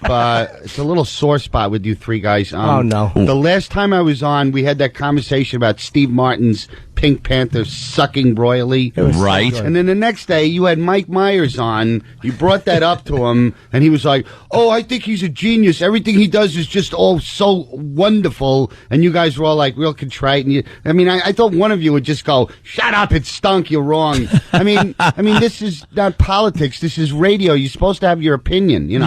There's a reason for that. There's a reason for that. Okay. We're fags. Oh, I think you're Otto's correct. I mean, I know you don't want to lose future guests by being brutal. And You're correct. Yeah. We were starstruck. I was at home cringing. I'm going, what's wrong with that? We were starstruck. You were? Yeah, I can't argue. Mike Myers is pretty big. I think we got I think we got a bit starstruck when he came in. He was a little boring. He's and a major star and all, but still, you're entitled to your opinion. Yeah, you're right. I should have smashed him. Well, we didn't agree with him. Yeah. Nah, but we backed off. I backed off. I didn't. You might have said a little more than these other two. I said that the arrow thing through his head was always genius and very funny. Then it was almost like, here's why I did. I remember I was angry. Yeah, but it was almost like he didn't bring Steve Martin up. Yeah. I did, I think, to get him into it. Yeah. And he's like, oh, I just like him. He's great. He and then could I'm do like, no wrong or something like that. and then I'm like, what am I going to do? Just like start going, no, that movie sucks. And he's just going to go, all right. Yeah. It was would be pointless uncomfortable. because it wasn't like he brought it up to be confrontational. He didn't. He was just plugging his own movie. Yeah. So it's almost like if I was on a radio show and someone said, well, Otto is or bash one of my friends, Right. and I'm like, no, I like them, and then they just started trashing him. It's like, for what? Right. Well, put it this way. If Steve Martin came in here and brought up The Love Guru, we would say that movie sucked. You would? Yeah. Yeah. Because it sucked. That came and went hard. Oh, wow. Well, why do you think he was on our show? Yeah, we don't get A-list celebrities unless they desperately need the help in the project. We never. He wasn't coming around for the Austin Powers movies. Oh, God. Let's just put it this way: we didn't get one person from Dark Knight because they didn't need the help. Yeah. But if the early reviews were shaky, trust me, they would have been marching through that door. But we got David Duchovny for the X-Files movie. And well, you can always tell, if a movie's going to tank. Don't come on our show. If I was an actor, I would never come on our show. Yeah. It means your movie's going to tank. we finally got Willem Dafoe. Oh, he's for that garbage he was in. What was he in? Platoon. No, that garbage. You know the movie's going to be bad if you can't even pronounce the name of the movie. Yeah. It was anamorphic or something. It was just, anamorphic or some stupidity. You know, if you want to get word of mouth out there, you really got to make sure people, could say the name of your movie. I saw this movie. What was it? It was Amamamamafaric. Yeah, what are you going to see tonight? I'm going to see Amananamanama. Like they got it right with the Batman. Because I think they think that some people can't even pronounce Batman right, so they go Dark Knight because everyone can relate to a Dark Knight. Right. Yeah. It's dark and it's nighttime. That movie. That's what I saw. Not Anamamafaric. There hasn't been a movie in a long time that's been this across the boards loved by everybody that's seen it. Right? Yep. Yeah. Heath Ledger was. I mean, everybody says it, but he was good. I rooted for him to be bad. Yeah. So I could be the different guy. Yeah. But you can't not like what he did. Wow. New conspiracy theory. Faked his own death. Oh, please. Yeah, he's going to pop up with all the rest of them. It's got legs. No. They're starting. There's some chatter saying that he faked his own death to really get the box office receipts up there. Oh, really? This movie would not have done as well if he didn't die. You know, I really honestly wish a celebrity would do that at some point. Pop up. Would a celebrity really really fake his own death and do it right? I bet you they're trying to figure out how they could get away with that. But that stupid corner gets in the way. Because they because they need to see the dumb body. He wasn't dead. He was talking, Sam. This isn't the right body. This isn't Heath Ledger. He was a young man in the prime of his life. This man is 67 years old. Gee, I don't know, Quince. What's the problem, Detective Monahan? Detective Monahan always wanted to cut corners, but Quincy was... Yeah. I love it. A beautiful girl. Murder. He was Rod Serling's favorite actor. He did 4 Twilight Zones. Yeah. Really? Yeah, he was like the everyman. Yeah, it was the one with the shooting the pool. Yeah, the pool. And then there was the one with Pip. Passage for the little Trumpet kid. in praise of Pip, and he did one of the crappy hour-long ones that sucked. Oh, really? Yeah. Those were unwatchable. They only show those during the marathons. Yeah. I mean, wrap it up in a half hour. You don't need an hour to, that an hour. Yeah. And some of them were done live, which is really weird. Oh, when you when see they those. tried to save money and they used that kinescope. Yeah. It didn't look Looks right. real weird. They were trying to save like $80 or something. $80. Yeah, it looked... Just Rod cut out like 10 minutes of smoking. You'll save $80. A couple of them were really good episodes. The Art Carney Santa Claus one was shot in that style. It didn't look right. What do you mean live? I think the one with... It was done on kinescope, so somebody would... I guess have a 16mm camera filming it off of a monitor or something, and instead of actually shooting it on film, directly on film. Yeah. Yeah, it was some weird save a few dollar thing. The one with Anthony, the one with Bill Little William Mooney. Right, with the down power line. Yeah. Yeah, and a lot of the old honeymooners, the ones that aren't the classic 39 are the same thing. They look like... Yeah. They look awful. Kinescopes are awful. Yeah, they are. Let's set up a camera in front of a television set. Yeah. Instead of just getting direct. Now we got digital. Yeah, so I did the Come a long Montreal way. Festival. I got to hang with Patrice for a week, and he was on the second half of the show, and he would come in like when the show was halfway over and plop down with his foot-long Subway sandwich and just shove it into his face like a big black wood chipper with a Dobbs hat on. And then these English douchebag comedians kept crashing the dressing room, and I can't stand the English attitude of comedy. Like I was saying how much I loved Benny Hill. Oh, you like Benny Hill? He's bloody awful. What's wrong with you? Benny Hill sucked. Yeah, just because he's a million times more famous than you could ever hope to be, and he was, in every country. What's wrong with Benny Hill? Some English comics can be funny, but it's almost like I haven't seen any of them. Their pomposity is nauseous. It's enraging, because I haven't seen one of them that touched socially anything that like Pryor did or anything. No. It's all wordplay. Yeah. And, I'll have a go at him, mate. And it's all that type of stuff. Maybe there are some I just haven't seen. But It's funny when you do it. Yeah. I'll have a go at him, mate. Yeah, that's kind of good. I've been doing something like that. Why not? His impressions, you'd think he's really British. Yeah. So, I haven't I seen hated that. This guy, Brendan something or other. Oh, and then he's talking to Patrice. I was trying to just stay to myself in the dressing room because there was 3 shows a night. It's very hard for me not to drink between shows, so I was like reading a book on the side. And the guy, what's his name? Guy Ritchie came up. So this guy goes, yeah, I'm in this Guy Ritchie movie. He goes, oh, I didn't even see it. I was like, what? You're in a movie, you didn't even see it? Shut up, you egomaniac.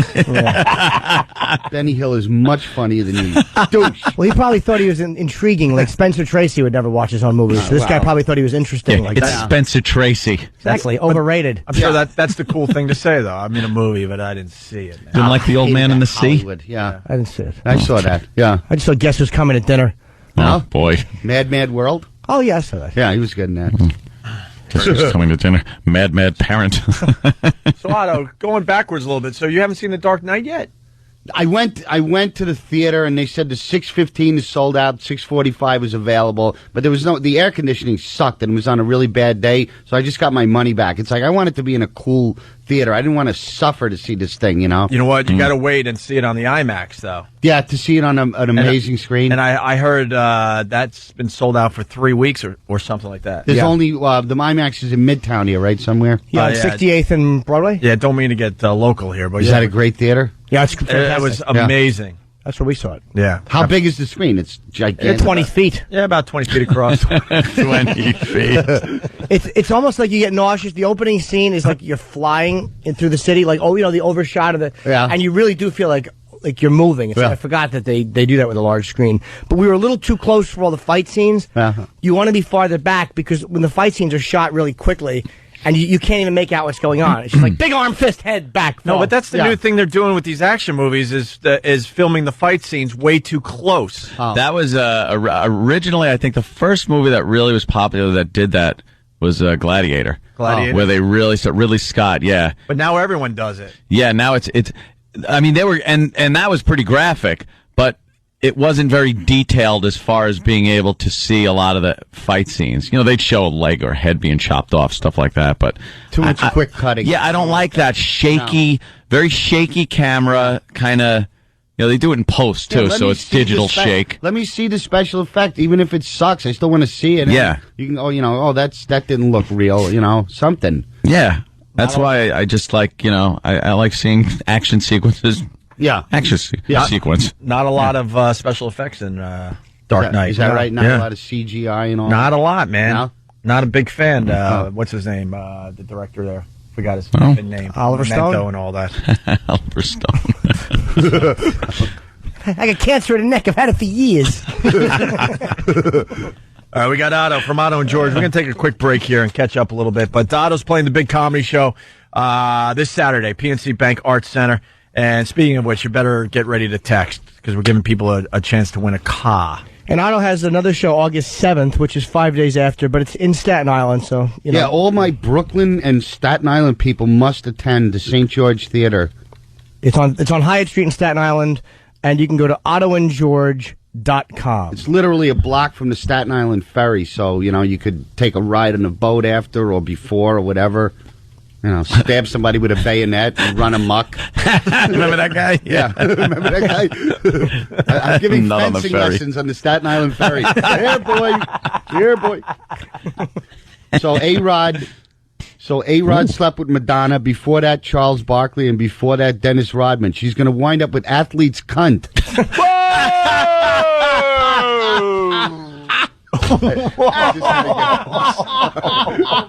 That's one of those gray areas they talk about in the FCC. There goes Schenectady. I should have delivered it like Bob Hall. I was going to say pussy, but then I'd be wimping out.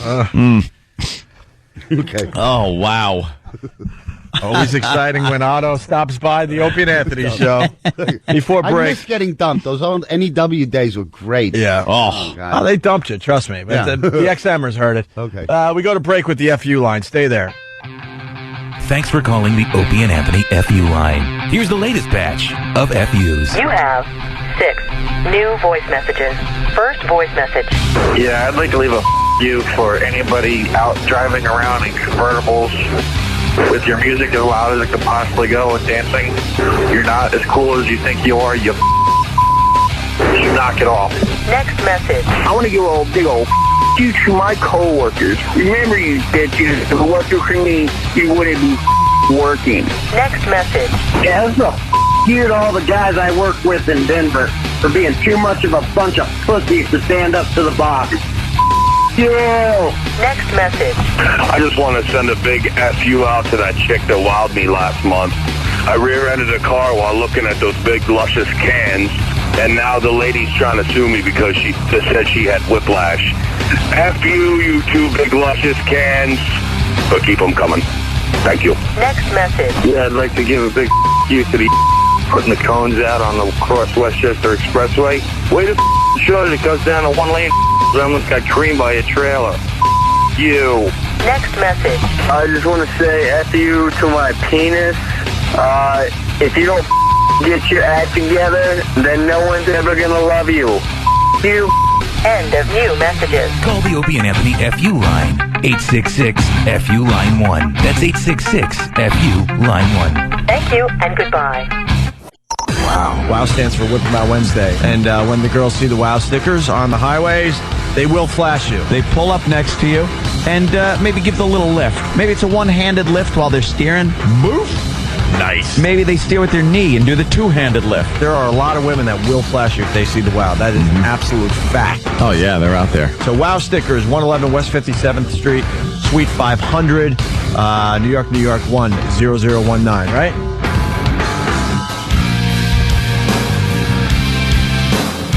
Opie, Anthony, Otto from Otto and George playing the big comedy show this Saturday at the PNC Bank Arts Center. Tickets through Ticketmaster.com. Tomorrow, $10 tickets going on sale.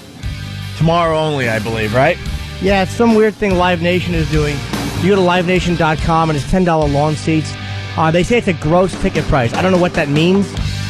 If that means everything included, I can't say. I don't know. Someone should have gotten to us with that. All right. And Otto wants us to promote his little short film. Yeah, Otto and George Meet Jesus on YouTube. Is that how they would find? Otto and George Meets Jesus. Yes. We got it up right now. It's pretty disturbing. What is this about? It's a dream sequence where George and Jesus beat off on the kitchen floor together, and then George has a run-in with some Jehovah's Witnesses and pelts them in the face with anthrax. It's pretty good, though. Some of that got dumped out, but let's just say George and who? Jesus. Yeah. Let's just say this. They sit on the floor. The Son of God. They engage in an activity you'd normally engage in alone. Yeah. And then Jehovah's Witnesses show up and George pelts them with anthrax. Yeah. I see your interpretation of Jesus is a big fat guy. He's a fressing Jesus, yeah. Yeah. With an eating disorder. He one of the lines, he goes, the buffets in heaven are amazing. And George goes, I guess that wasn't the Last Supper after all. I don't know if you're hearing any of the dialogue. We're at the part of the short film where Jesus just pulled George's pants down. Yeah, we can say that. You're missing all the dialogue, though. It's like I imagine it's not radio friendly. I would think. No way. Yeah. All right. So we'll check that out. Otto and George Meets Jesus on YouTube. He's another comic. That's Glenn Miller. He calls himself Satan's comic. So it was so funny casting him as Jesus because all he's got is devil stuff all over his car. Oh, He's really? a real, Why? dark character. Why? Why devil stuff on the car? He just likes to get a reaction out of people. He really isn't a devil worshiper or nothing like that. Big horns on the roof, a little tail in the back? Yeah, exactly. That's wrong. Oh, my God. This guy's devilish. Get out of his way. Ooh, he'll be talking about the devil. Yeah. Does his act have devil stuff in it? Sorry. No, go, Jimmy. Not really, no. Okay.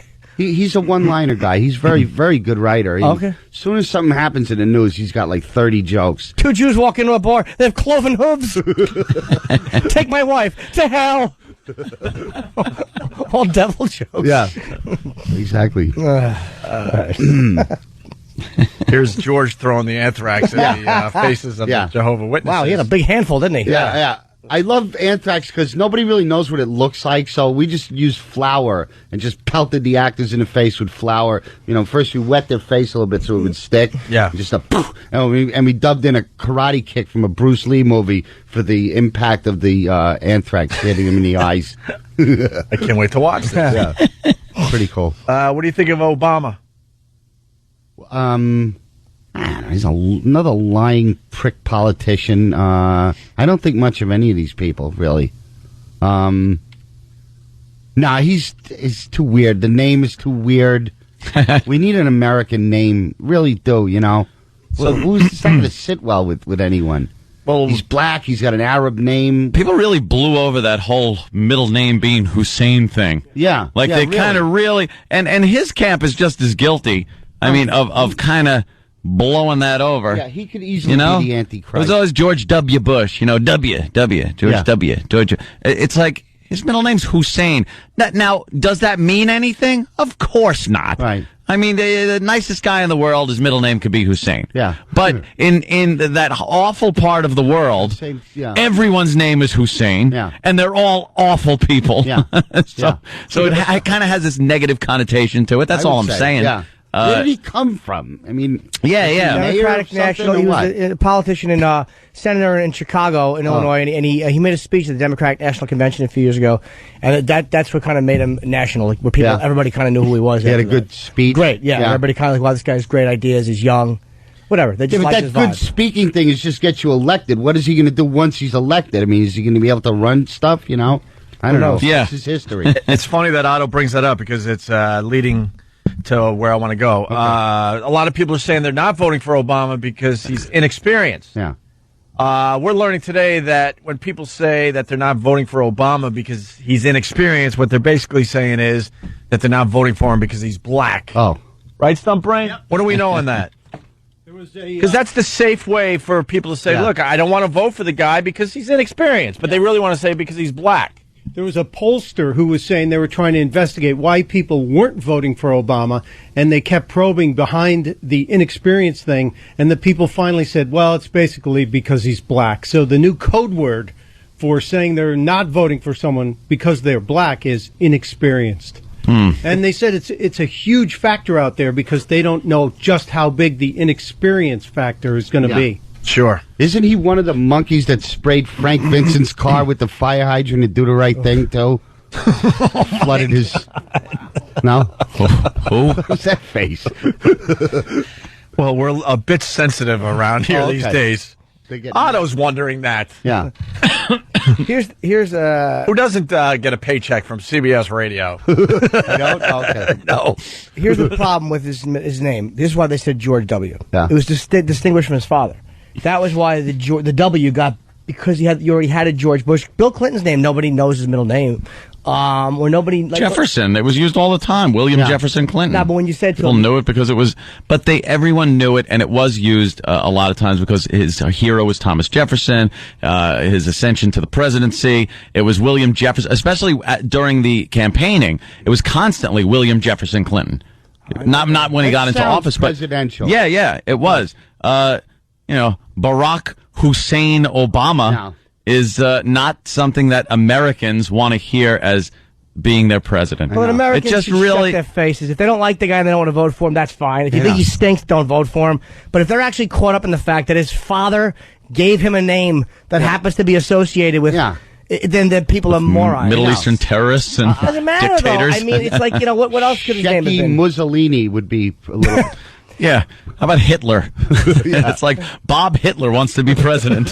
I think the name might get in the way. Yeah. Maybe, but that was, don't forget, he was named before Saddam Hussein was a problem. And when this happened, we weren't having conflicts with radical Islam. But when he was named, they were fine. Yeah. There was no problem. No. Can you imagine if in 1930 you were born and your name was Ted Hitler or Ted Hitler Jones? I'm Ted Hitler. I'm Ted Hitler Jones. The Ted and the Jones part of the good part. I don't know. Just like there was such a beef about Kennedy being Irish Catholic, right? And every other president was a Protestant. Now all of a sudden we just come one, come all. Come on. Yeah. Well, you like McCain? I think there should be rigid guidelines. It should be these angry old white men should be the president. It's worked so far. Yeah. Look, so you we've been inventing stuff. Yeah, McCain, absolutely. We've been inventing stuff. Yeah. World leader kind of a thing. Yeah. It's kind of worked. People are like, oh, what, another old white guy in there? It's like, well, look at the country. We're not a third world nation yet. An old white guy. But old white guys have kind of done pretty good as far as the country goes. Sorry. Yeah. Sorry. To me, the way they're looking at things when they're a certain age is becoming a little bit dated. Like they're not, especially with energy and stuff like that. I'm tired of hearing about their awful, antiquated views on energy. The only thing they with don't old want to move on guys from is health they don't stuff. care so much if the world blows up because they're Yeah. checking out soon enough. That's one thought that you should consider, I guess. Yeah, McCain's a great guy, but he's 71. And Yeah, look, I'm being ageist, but I don't want someone that old. You're ageist? Yeah. Old people bug me. Yeah. Sick of looking at them. Yeah. I always keep a lot of change with me. Let me see. I think I have the exact. The change purse? Yeah. You always get behind that lady online at the supermarket. I always have pennies. 73 cents. I think I have it. Can you wait a moment? You're like, oh, my God. Yeah. See this Nick guy. Nick online too? Sure. This is one of these stats that have come up. Nick! Yeah, how you doing, guys? How you doing, man? What do you got? I just wanted to take Opie's little research to task. because they did some research and they said that 97% of the blacks are voting for Obama. Sir, could you hold on? You crapped out for a second. hang up your iPhone and call us on your home phone? 97% of blacks say they're voting for Obama. Yeah, but and only 1% are saying they're voting for McCain. Now, doesn't that mean isn't racism? Yeah. I don't know what is. Doesn't that mean that the 97% of blacks say they're not voting for a white guy?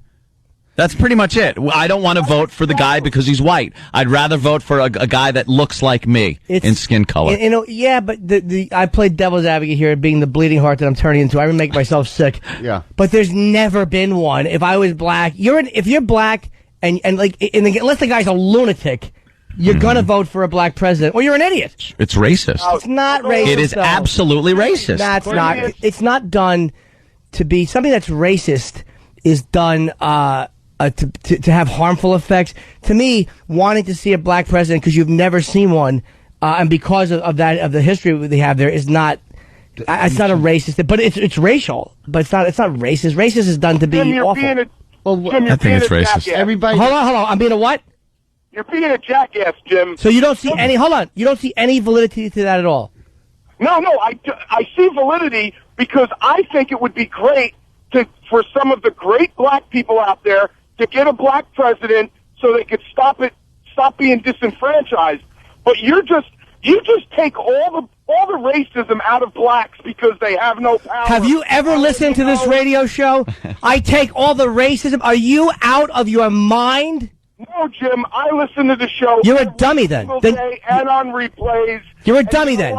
So really? So I don't call blacks out on their racism like when I attacked Whoopi and all the rappers for attacking Imus. Really? I don't call blacks out on racism. Jesse Jackson for dropping the N-bomb or his hypocrisy for saying Hymietown or the way Sharpton said white interlopers. Really, you dummy? I don't call blacks out for racism? Jim, most of the time you make excuses for them. Never. You are a stupid ass. No, you're an ass. Stupid. I'm much smarter than you, Jim. Yeah, really? That's why you're calling up saying that Barack, it's racist if they vote for Barack. Shut up. No, they are racist. Shut you. I'm not saying that some of them aren't racist, but voting for Barack because you want to see a black president is not racist. You're not smarter than me, or you'd be on the radio instead of calling in on a crappy cell phone. I'm calling from Iowa, that's why, Jim. Then you are dumber than me, or you'd know to move to New York. Yeah. Iowa stinks. You're not smart. Go eat corn. We don't even have to wash our corn here. That's how great Iowa is. Iowa stinks. One match would wipe your state out. Stop saying Jim and stepping on the laughs, you idiot. God almighty, are you a bore? Dude, I don't want comedy here. I want to make my point. Shut up, you Midwestern rube. Shut your face. Go squat thrust over an ear of corn. Every time what you do, you make the comedy because because it's a comedy show, you ass. I'm a comedian. Well, then stop trying to make points, idiot. I make points and I do comedy. You do neither. You sit in Iowa in your stupid little sheltered environment and you look at the corn grow and that's what you do. Mother, this ear really sprouted up from last week. Everyone's laughing at you, stupid. Shut up. No, you're laughing at me because you're an idiot. Yeah, you're an idiot. Yeah, you always make excuses for them, Jim. All I do is point out, shut your mouth, you stepping on everything idiot. Does nobody listen to you in Iowa?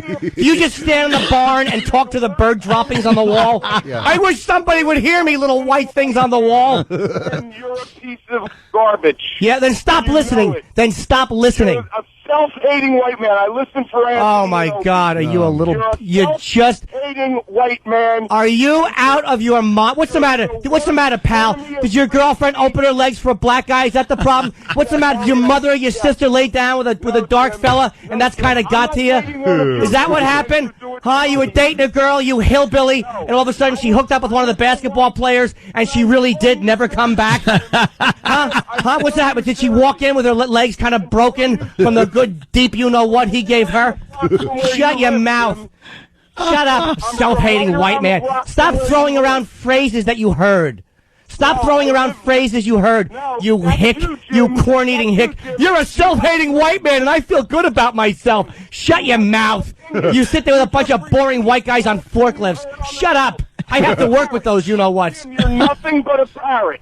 You're a parrot. Yeah, I'm gonna parrot. You're boring. Jim. You know why? Because you're a parrot from New Brunswick. I'm from North Brunswick. Okay, yeah, I know, and I grew up right around from where you live. Then why'd you move to Iowa, guy who's smarter than me? Iowa, listen. Okay, why'd you move to Iowa? Why'd you move to Iowa?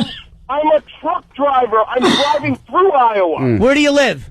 I live I don't in care. New Jersey. I don't care. I know you don't care. But the self-hating white man thing, for you to think that, all kidding aside. Everybody says it. It's not just... Who says that? What? Everybody, who do you talk to? You on the CB? You think he's a self-hating white man? Good buddy, 10-4. What's your handle? What's your handle? Proud retard? Shut your mouth. I don't have a CB. Of course you don't have a CB, because nobody wants to talk to you. Nobody except for you guys, because I talk to you all the time. Yeah, but I'm a self-hating white man. Hey, man, thanks for carrying the pride flag. You're right. I'm really self-hating. You're good point. You're a dummy. Well, hey, I love the show, guys. Good. Obviously, you listen to it all the time. Yeah. Every day, and on replays. I have to agree with Nick on this one, Jim. Wow. Do you really? Take care, guys. Yeah, There goes Nick. I hope you hit a pole, stupid. I hope you take a swig of whiskey and hit a pole, and your proud white face goes through it, and then you're white and red because you're bleeding from the scalp. Fucking asshole. Oh, damn. Jim got mad. Yeah, Jim got mad on that one. I don't care if he disagrees with me, but that that annoys me so much. Somebody's perception is that wrong. Jimmy is the furthest thing from a self-hating white man. It's like you're just a dummy. Jimmy is just as racist as me. Well, that's real skinhead rhetoric, that self-hating white man thing, isn't it? But it's almost like there are people that would apply to. Yeah, but I call to me one of my biggest issues is how blacks are not held to the same racial standards by elitist whites. Yeah, and for this dummy to think that because I'm saying, well, just not voting, wanting to see Barack as president if you're black, is not being hateful. It's understandable. For this in a way. idiot who probably doesn't deal with many black people. To say that I'm a self-hating, it's stupid. Yeah. Let's go to John in Florida. John? Hey, what's up, guys? Hey. I hope this call goes well. Me too. Sorry for the yelling, guys. Your lips turned color. You got so mad. I really did. Because I don't care if a guy just disagrees with my point, but that guy I hated. I listen every day and on replay. You had purple swimming pool lips for a second there. I had Lou Costello kid lips. Oh, God, Jim. Sorry, man. I'm just a self-hating white man. White baby died. I'm happy. Go ahead. Oh, shit. Well, he's proud. He's proud of his whiteness. Good for you, kid. Good for you. What? Oh, sorry. That's all right. John in Florida, what's up? You guys, a lot of people say that, Barack shouldn't be president because of his lack of experience. And I look at it from the opposite. Look with these old white people with the economy, the gas prices. Let a new guy get in there, black or white. He's young, he's new, he's charismatic. Hey, let him take a shot at it, see if he can't do better than these old guys. You honestly think old white guy is the reason that the prices go up? And that, look through history. You remember through the 70s, there was a giant gas crisis. The prices were ridiculous then, relatively speaking. You had to wait on lines that were a mile long to get to a gas station, odd and even numbered license plates on odd and even days. It was a catastrophe. And then things get better because everything is cyclical. The whole idea of things changing from placing another guy in there is a sham and an illusion. Of course. Nothing is going to change. The rich white people run everything, and you're a self-hating white man. And none of these politicians ever keep their promises anyway. So why is everybody buy into this thing? Oh, it's going to be different this time. Your vote is completely meaningless. The only way to get change is through revolution. Storm the castle and slit everyone's throat. That's the only way there's ever been any change throughout history. You don't vote. Everything's changed. You know. Well, I see your point, but I really think. Revolution, it's called. Revolution. Yeah, let's do a revolution. No, you got to decapitate a lot of people to get change. You don't just vote them out. But even now, I mean, the gas price of the economy is bad because of the war. Why not get someone in that wants to talk and use diplomacy and not use diplomacy at the end of a gun and go there and start, shooting people? I don't know. His hair beads up when he goes swimming. I can't have it. The point that annoys me is all these people that won't talk to Ahmadinejad because They're like, we're not going to talk to that. I've had enough of. I think the guy. Look, I'd love to see the guy catch a bullet. I'd love to see the Iranian president taken out. The stupid Robert De Niro face. Sure. Yeah, I would love to see it. But what I'm sick and tired of. We're not going to talk to. Why? Why aren't we going to talk to him just because he's not doing what we want him to do?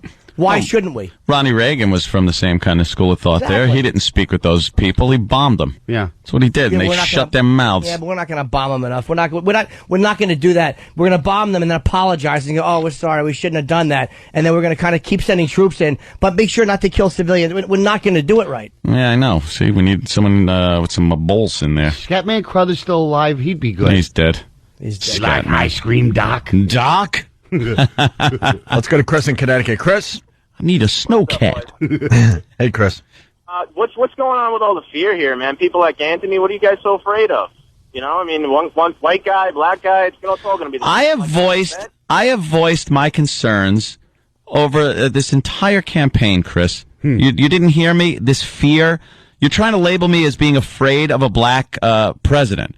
When I'm not. I'm afraid of a left-wing liberal president that's going to tax the living crap out of me when I already pay much too much in tax money, who's going to infringe further on my Second Amendment right to own firearms, and who's going to take money and pretty much socialize the country. That's my fear. I don't care if he's blue. You kind of do, though. Nothing is going to change. Nothing is going to. Oh, really? Maybe a Democratic president with a Democratic Congress, and nothing's going to change. Things can change. I understand what Otto was saying before about this massive change. There's not going to be this. Either it's going to be a great place to live or a crap hole.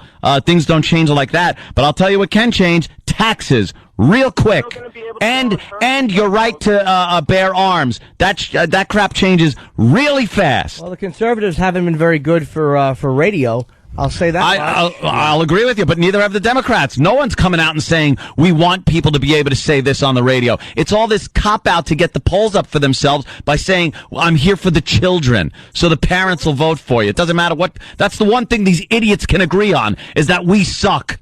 That's pretty much all the Republicans and Democrats can agree on is that everyone in radio blows. He's going to be the next president.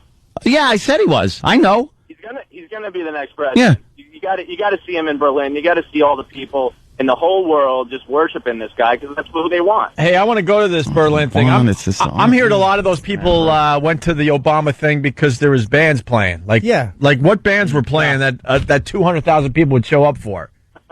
Well, they still aren't booing him. But supposedly he was, they got the people there because of bands. I need to know what bands. I just think it's time to get used to the fact that he's going to be the next president. Get over it. All right, Chris, thanks. Let's go to Jess and get over it. Why don't you suck? And you know what? Get over it. I just explained my friggin' point, and this guy's get over it. We're all politics. I can't stand people. It's a bad topic. Ugh. No, but it's not even a political disagreement. It disgusts me. It's the douches behind the political. I said what I said. Ugh. Everybody's got their little opinion. They stand by it. This is why I hate that trucker's guts, for real. Because when you say something like, you always make excuses for them, and it's like, you're out of your... Like, that's the last thing I do. All I talk about is how the media doesn't cover the hate crimes the same way, and how black on white crime is never considered racial. Like, I've said that into the... Obviously, it's redundant. I've beat it into the ground. And then because I'm making a point that this dummy doesn't agree with, he calls up with that, and he just starts to lie. He's a liar. Self-hating white guy. Let's do one more call before the break. Jess in Jersey. What's up, Jess? Hey, guys. How's it going? You know who throws that phrase around? Emasculated, eunuch white guys. Oh. You're a self-hating white man. Like, they're carrying the flag. Like, they're proud. Yeah. And anybody who looks at it like, well, maybe that's not completely the way it should be. I don't go around thinking of myself as a white man. I'm just... Otto, a guy, I don't think of myself as a white man. I just think of myself as good. Wake up in the morning and go, boy, I'm glad I'm white still, You're Otto. Who thinks like that? Let's go to Jess in Jersey. Jess. Hi, how's it going? Hey, Jess. Happy birthday, Jimmy. Thank you, madam. Hey, don't you think that rather than being racist, that most of the black people that say they were voting for Obama is more on a level of ignorance? What do you mean? And bad tippers. Ignorance, what do you mean? The fact that they're saying, oh, we're just going to vote for Obama because he's black, well, that's more of an ignorant statement than racist. But he's not. It's not like he's black and nuts. It's like he's a viable candidate. You understand? If they were voting for him, he's not black, really. Yeah, but I mean, he's the first. The black same people candidate. cheered when OJ was acquitted, Yeah. even knowing that he was guilty. Exactly. Just because he's black. And the excuse was, well, we finally got to win one. Yeah, we did? Yeah. Really? The rich guy that shunned the black community for his entire Until he professional needed life? He's one of yours? Yeah. Just based purely on the color of his skin. Right. If there's one race that bases things so purely on skin color, where Martin Luther King had said, to not base it on skin color, but base it on content to character. Yeah, if there's one race of people that bases things solely on skin color, the majority of the time, it's black people. Yeah. They do. I'm getting mad. What about the fact that he's been raised by a white family? Yeah. Grandparents, If are black white. people want to see a black president, I don't think that's crazy to want. I get so Why? irritated. Just because he's black? Dude, That's silly. Look at how annoyed we get over certain racial stuff. Like when I see a hate crime not reported because they don't want to say black or Yep. they won't give a black description, I want to bite somebody's face. Yeah, it's Can you infuriating. imagine coming from the other side how aggravating it would be? Like I don't think it's crazy to be black and say, "Hey, I would like to see that." I don't think that's racist. If the guy was going, "My hero is Idi Amin," and they were still voting for him, then there's a major problem. Just because, what But he's about... getting a lot of white votes too. He's getting a tremendous amount of white votes. He's a viable candidate. Guilty white-hating white people. No. Gildred. I have no guilt. None. Let's take a I break. like me. I like me. My customers My like customers, me. my friends like me. Other white people like me. Yeah. Except for that trucker. Carry the flag, kiddo. Yeah. You keep being proud, Dixie. You keep on being proud. You keep on telling it like it is, kiddo. We really got to take a break. A lot of stuff is going on in Otto's life. So OttoandGeorge.com to find out what he's up to. Okay, Yeah. Is that easy today? Yeah. OttoandGeorge.com. We'll continue. Thank you. Call Opie and Anthony. 866-WOW-1-WOW. 866-WOW-1-WOW. Call the Opie and Anthony Show. 866-WOW-1-WOW. Cell phone and PDA users send your message to feedback at opieandanthony.com. Call Opie and Anthony. Call the Opie and Anthony Show. 866-WOW-1-WOW. 866-WOW-1-WOW. Opie and Anthony. I actually heard about them from a trip to Massachusetts way back when. And as soon as I heard that they were in New York, I listened, and I listened every morning. Opie and Anthony.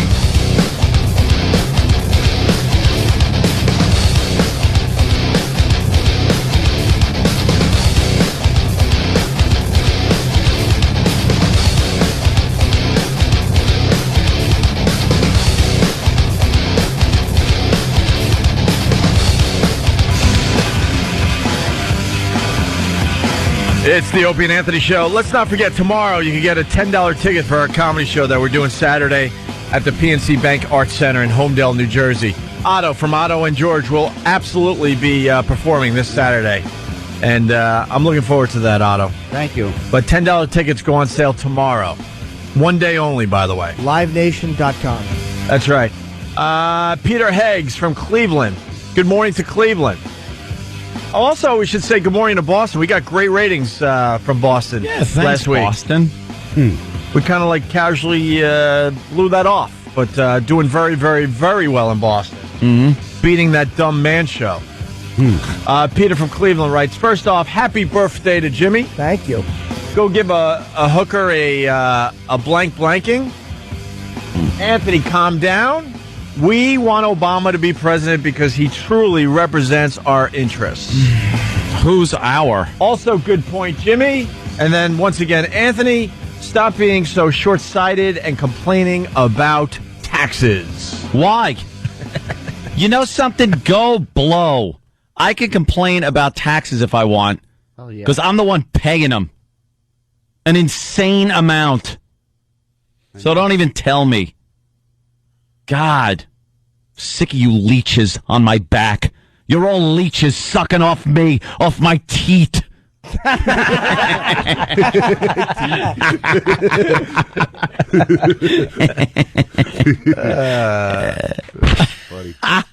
We're trying to figure out why there are 200,000 people in Berlin for Obama. Yeah. And I guess this band, Reamon? How do you say this band's name? R-E-A-M-O-N-A. R-E-A-M-O-N-N, excuse me. Performed, and they're one of the hottest things going in Germany. So a lot of people went to see this band and then stuck around to see what Obama had to say. Yeah. Or at least that's how some people are spinning this now. Berserker. Oh, you know, it's got to be just something really angry. And then another band called the German Reggae Sanger Patrice. What does that mean? Patrice? What? Patrice was doing some reggae for the German people for Obama? Whatever. And it looked like we got a picture of the band with Obama, and it looks like he's throwing up a gang sign. Yeah, Obama's like doing an M kind of a... But it turns out he's just showing off a ring that the band gave him. So he's an honorary member of this band, and supposedly there's only 5 of these rings, and now Obama has one of the rings. Hope he has no clue, and it's like a Hitler Youth ring they gave him. Wears it with pride. Hey, you know what that is over there? You go. Lying suit and tie wearing devil baby. That's all he is. Nothing behind those eyes. Lifeless eyes, like a doll's eyes. Yeah, like a doll's eyes. Yeah, well. Let's say hi to... That's your next president. Let's say hi to Nick in Ohio. Nick? Yeah. Hey. Hey, how you guys doing this morning? Hi, Nick. Doing all right, Nick. I was just going to say that even if Obama does get elected in, I mean, you got to remember what Carlin said. It's a big club, and none of us are in it. So he's going to go with what his party's doing, and the black people are going to hate that. So what are they going to do then? I don't think the black people are going to hate what Democrats are doing. No. I mean, either way, the black people, they hate authority, and Obama's going to be a figure of authority. Jesus. A blanket statement. Yeah. Black people, they hate authority. Look at this guy, Nick. He's probably right, but who likes it? Yeah. Nobody likes authority. It doesn't matter what Having color you are. authority put on you. Who actually likes authority out there? Yeah. Seriously. I can think of one dumb like head authority. nodding along with this guy. Right. Yeah. Somewhere behind an 18-wheeler. Yup, see? Yeah. All right, Nick. I think there's going to be a lot of people disappointed that there isn't drastic change when Obama becomes the president of the United States of America. To get There'll be some change, but not this drastic change that people think is going to happen because Obama becomes president. How many? Every 4 years, another sham artist comes along and everybody sees hope. We're trying to get a montage together of all a third of every dollar you make is theirs, or you go to jail. What free country? Exactly. You're not really free to do much. We want to get a montage of all the presidential candidates over the years that talked about change. Change. Change. We need true change. Change. Real change. Change. Yeah. Every single. Do you? Every single time. All right, you guys want to change gears a little bit? I mean, this Obama thing, we do this on a regular basis. You know that. Yeah. We got a 73-year-old retired Japanese businessman turning into a porn star. Yeah. And we got a man open fires at kids' church performance of Annie. Where do you want to go? Oh. Performance of Annie? Yeah. It sounds fun. Yeah. Is it that bad? The I don't know. sweet and the sour. All right, let's play that then. All right. Let's see what this story's all about. Police in Knoxville, Tennessee are searching the apartment of that man accused of killing 2 people during a church service. Jim Atkinson is under arrest and charged with murder. Children were performing a play at the church service yesterday when witnesses say Atkinson began shouting hateful words.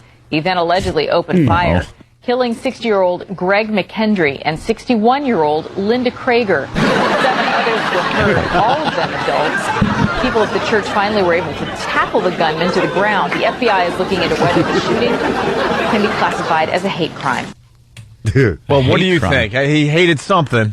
He yelled out hateful words. Right. And then fired. Yeah. And it was hateful. Yeah. And they now are considering hate crime. Could you please be a little more specific? That's not the news. I want to know. I want to know what the hate was from. Oh. Did he shoot a 6-year-old?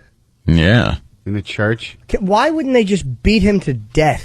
I never understood why when Good Samaritans hold people for police for such a heinous crime, they don't just kill them. It's easy. You put a knee on the neck, you just crush the windpipe and go, he was trying to get away. He had the gun. He was doing this, that. You're not going to get one person that's not going to back you up with a dead 6-year-old. Poor guy must have I think it was a dead 60-year-old. No, but the second, I could be wrong. Said he shot a kid, I think. I think a 6-year-old. That's what I thought But I anyway, heard. if you Wow, open I fire totally in missed church, that then. Yeah. why don't they just beat you to death? Yeah. Like, why save the taxpayers' money? Just kill him. Yeah. Or shoot him. Well, you probably can't because then you have to answer. So everybody He just might have step still on been him. holding the gun. Sometimes they don't drop it. You bite him. You know what sink you your do? teeth into the bridge of his nose. Sink your teeth into the side of his. He'll drop the gun. You grab his hand with the gun, and you put it against his head, and you pull the trigger and go, damn, I hate when they kill themselves. Yeah. Then you can't bring him to justice. I know. Somebody would rash. And are you happy or sad? 3 times they shot himself. It's in the chest. Oh. Yeah. It's in the leg. It was a 60 and a 61-year-old. A 60 and a 61-year-old? Yeah, so who cares? Yeah, no great Geez. loss. If it was a kid, They whatever. pretty much threw the prime of their life anyway. If it was a kid, then we'd care. Then we'd all be mad. They pay for stuff at the grocery store with change. Screw 'em. And you want one more or not? We're all Sure. very angry today, but you want one more? Sure. All right, Jeff Lyons in Philly writes, I used to think Twitchell's was your worst. I just updated. Hold on a second. Recurring bit, but the scared little white guy with big guns spouting the same tired old Obama spiel is truly the worst. We get it, Ant. You made your point again. Move on. Go clean a barrel or two. You know something? I hope someday your house gets invaded, a home invasion, and you sit there and watch your wife get raped By Jeff and, Goldblum. and your daughter, and watch your daughter get ravaged, and it just goes on as you watch before they're killed in front of you. Yeah. That's it. That's all I wish for. That's that easy. I like my guns. Let's go to Scott in Buffalo. They're handy. Scott. Buffalo. Scott. In Buffalo. Nah, he's not there, Hey, just I was like we're watching not. the show. It was A&E on demand. And it's called I Survived. Yeah. It's unbelievable. They have it's about people Oh, I who heard about that show, survive yeah. these horrible near-death experiences. Yeah, yeah. And they have 3 people. Like the one episode was this girl Lonnie, and By being married to Burt Reynolds. Yeah, I got lippy occasionally. Made fun of his hair. I slept with Stroker Ace twice. And there was her, and I forget the other 2 that were in there. Oh, one guy named Stanley who was kidnapped at gunpoint here in New York. He was a U.S. attorney, and one more. And they all walk through these near-death experiences they've had. Like Lonnie's boyfriend shot her in the head 4 times, and she talked about how she had to play dead for hours. It's really fascinating. Wow. Stanley was kidnapped at gunpoint. They found out he was a U.S. attorney, and he was held for a few days. And I forget what the other woman who did. Or the other guy survived some kind of a freezing cold thing. And I saw 3 of Don't these episodes. struggle with your abductors, Stanley. Do what they say and then run. Perhaps I could hit them with a pie. Oh, God damn. See, like 2 peas in a pod. He seems to have a gun. I don't know what to do, Holly. Play dead. Why don't you pattern your life after mine? I go where I want and do what I want and then tell our wives. We ship hiked, didn't we, Stanley? We thumbed our way. I love those guys. What happened to Stanley? He was at gunpoint. He's the guy that got kidnapped? Yes. But they walk you through, like there's 3 of them, and they're all, you don't hear one complete story, then the second complete story. It's like you'll hear 15% of one, 15% of one, Yeah. 15% of, and then they walk, it's Make you this way hang they on. all keep you interested. Yeah. Yeah. And you're hearing people, like one guy is just talking about, in one of the episodes, he's about how his neighbor cut his throat. And he's like, and then he sliced my throat one way and back the other way. Damn. Guy wanted drug money. It was really nice people. Oh, God. One woman was in the garden, and then she went in the house, and her husband wasn't found, and she started getting beaten by a guy who wound up raping her and kidnapping her from her home and keeping her for a week. Yeah, it's wonderful. I mean, but you know they survived because they're there talking, so I'm not giving it away. The girl who got shot 4 times in the head is now the flute in Jethro Tull. And she's the spokeswoman for Excedrin. Let's go to Dante in New Christmas, York. she gets lead hats. Dante, what's up? Hey. He has a problem with what Ant just said. Oh, yeah? Yeah. no. Dante! What happened, Dante? What's wrong with See, here you go, Dante. today? Don't listen to the radio. Listen to the phone. He basically wanted to say that you can't just kill anyone. Of course not. But I think he was probably wanting to comment on what we said about the guy in the church. If a guy in a church opens fire and then the Samaritans pin him down, and you always hear about this, maybe an innocent bystander gets shot and then people pin him down on the playground and wait for police. Like, how is the guy alive? Why not some outrage where you just choke the guy or just crush his windpipe and go, it was a lot of people. He had a gun. We were trying to subdue him. And things happen. I always thought that the arresting officer who got Mark Chapman when he killed John Lennon should have just pulled his service revolver and just blown his brains out, and then just said, I was a Beatle fan, arrest me if you want. Yeah, the nothing whole would have happened to him. The whole city would have been at his back, Yeah. Or the guy Richard Reed on the American Airlines flight. Oh, you that catch guy, him trying to blow his feet up and take him down. Yeah. Just kill him. He's dead. You got to kill him. Kill him. And the guy that stands up, you all just saw him shoot these people. Yeah, you don't need a scummy lawyer. That guy's in prison now watching free HBO and watching Entourage and tried to blow up a jet with his stupid sneaker. Now everybody has to remove their shoes for the rest of time because of this jerk-off move. They should have just strangled him. Yeah. They should have just choked him to death. Yeah. His head would squash like an eggplant. Not going to use Seafeld's head. All right, I guess I don't think we have time to get into the 73-year-old retired Japanese businessman turned porn star. But if you want, we could what is squeeze he it making in. home movies? Is he? He decided, Wow. Yeah, to change occupations at 73 years old. 73, that's a good one. Shigeo Tokuda looks like your average retiree, but there is nothing average about this 73-year-old when he steps in front of the camera. Shigeo Tokuda is a porn star.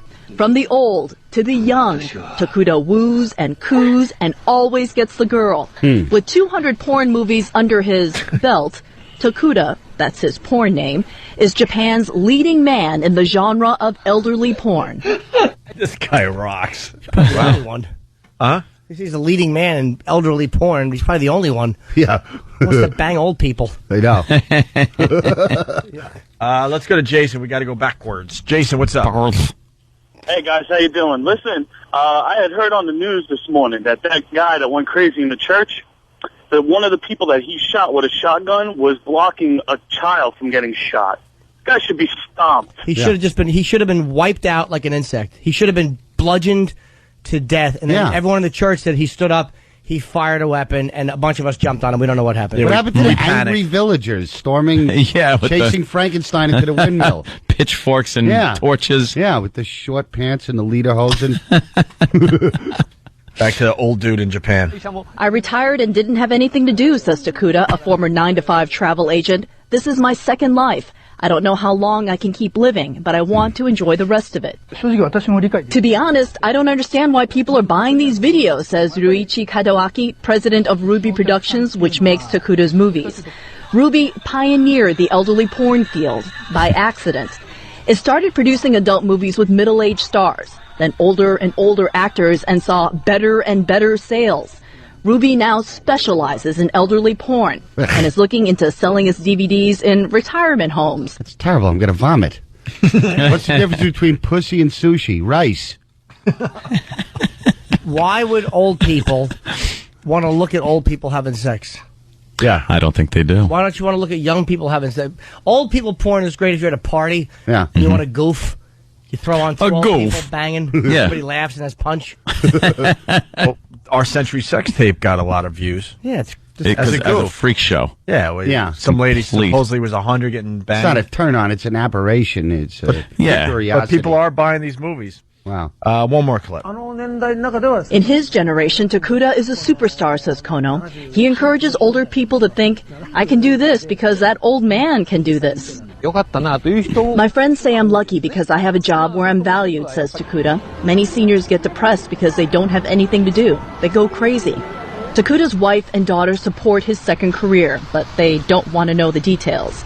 Takuda hopes to work until he's 80 or even older, giving it his all, he says, until the end. Fluffer is getting a lot of overtime, right? 2 ice cream sticks and some duct tape. Make it a splint. That's great. We need to see clips of this guy in action, I'm thinking. Yeah. All right, what do we got today? We got Otto from Otto and George stopped by and did great for us. He's going to be at the Comedy Show Saturday. Theater? Yeah, please. And then after the Comedy Show this Saturday, he's got another gig to promote. St. George Theater in Staten Island, August 7th. For tickets, box office 718-442-2900. And also AutoandGeorge.com. And go on YouTube, Otto and George Meet Jesus. Yes. And don't forget, tomorrow we got tickets going for $10 for our comedy show this Saturday. Something that Live Nation's doing with a bunch of their shows. And we're one of those shows. So tomorrow only, you could get a ticket for $10. And I've been giving out a phone number of you can call and leave me messages, and I actually call people back sometimes, not always. 917-267-2602. I'm going to be updating that more, especially as I go into my surgery in a week and a half. Okay. We're out of here. All righty. Thank you. It was fun. We'll see you guys tomorrow. We're off to XM. Sirius XM. Or XM Sirius. I don't know. Off to XM where all hell is breaking loose. They're sharpening the machetes. We're just hoping to survive. We'll have to wait and see on that. All right, guys. Thanks.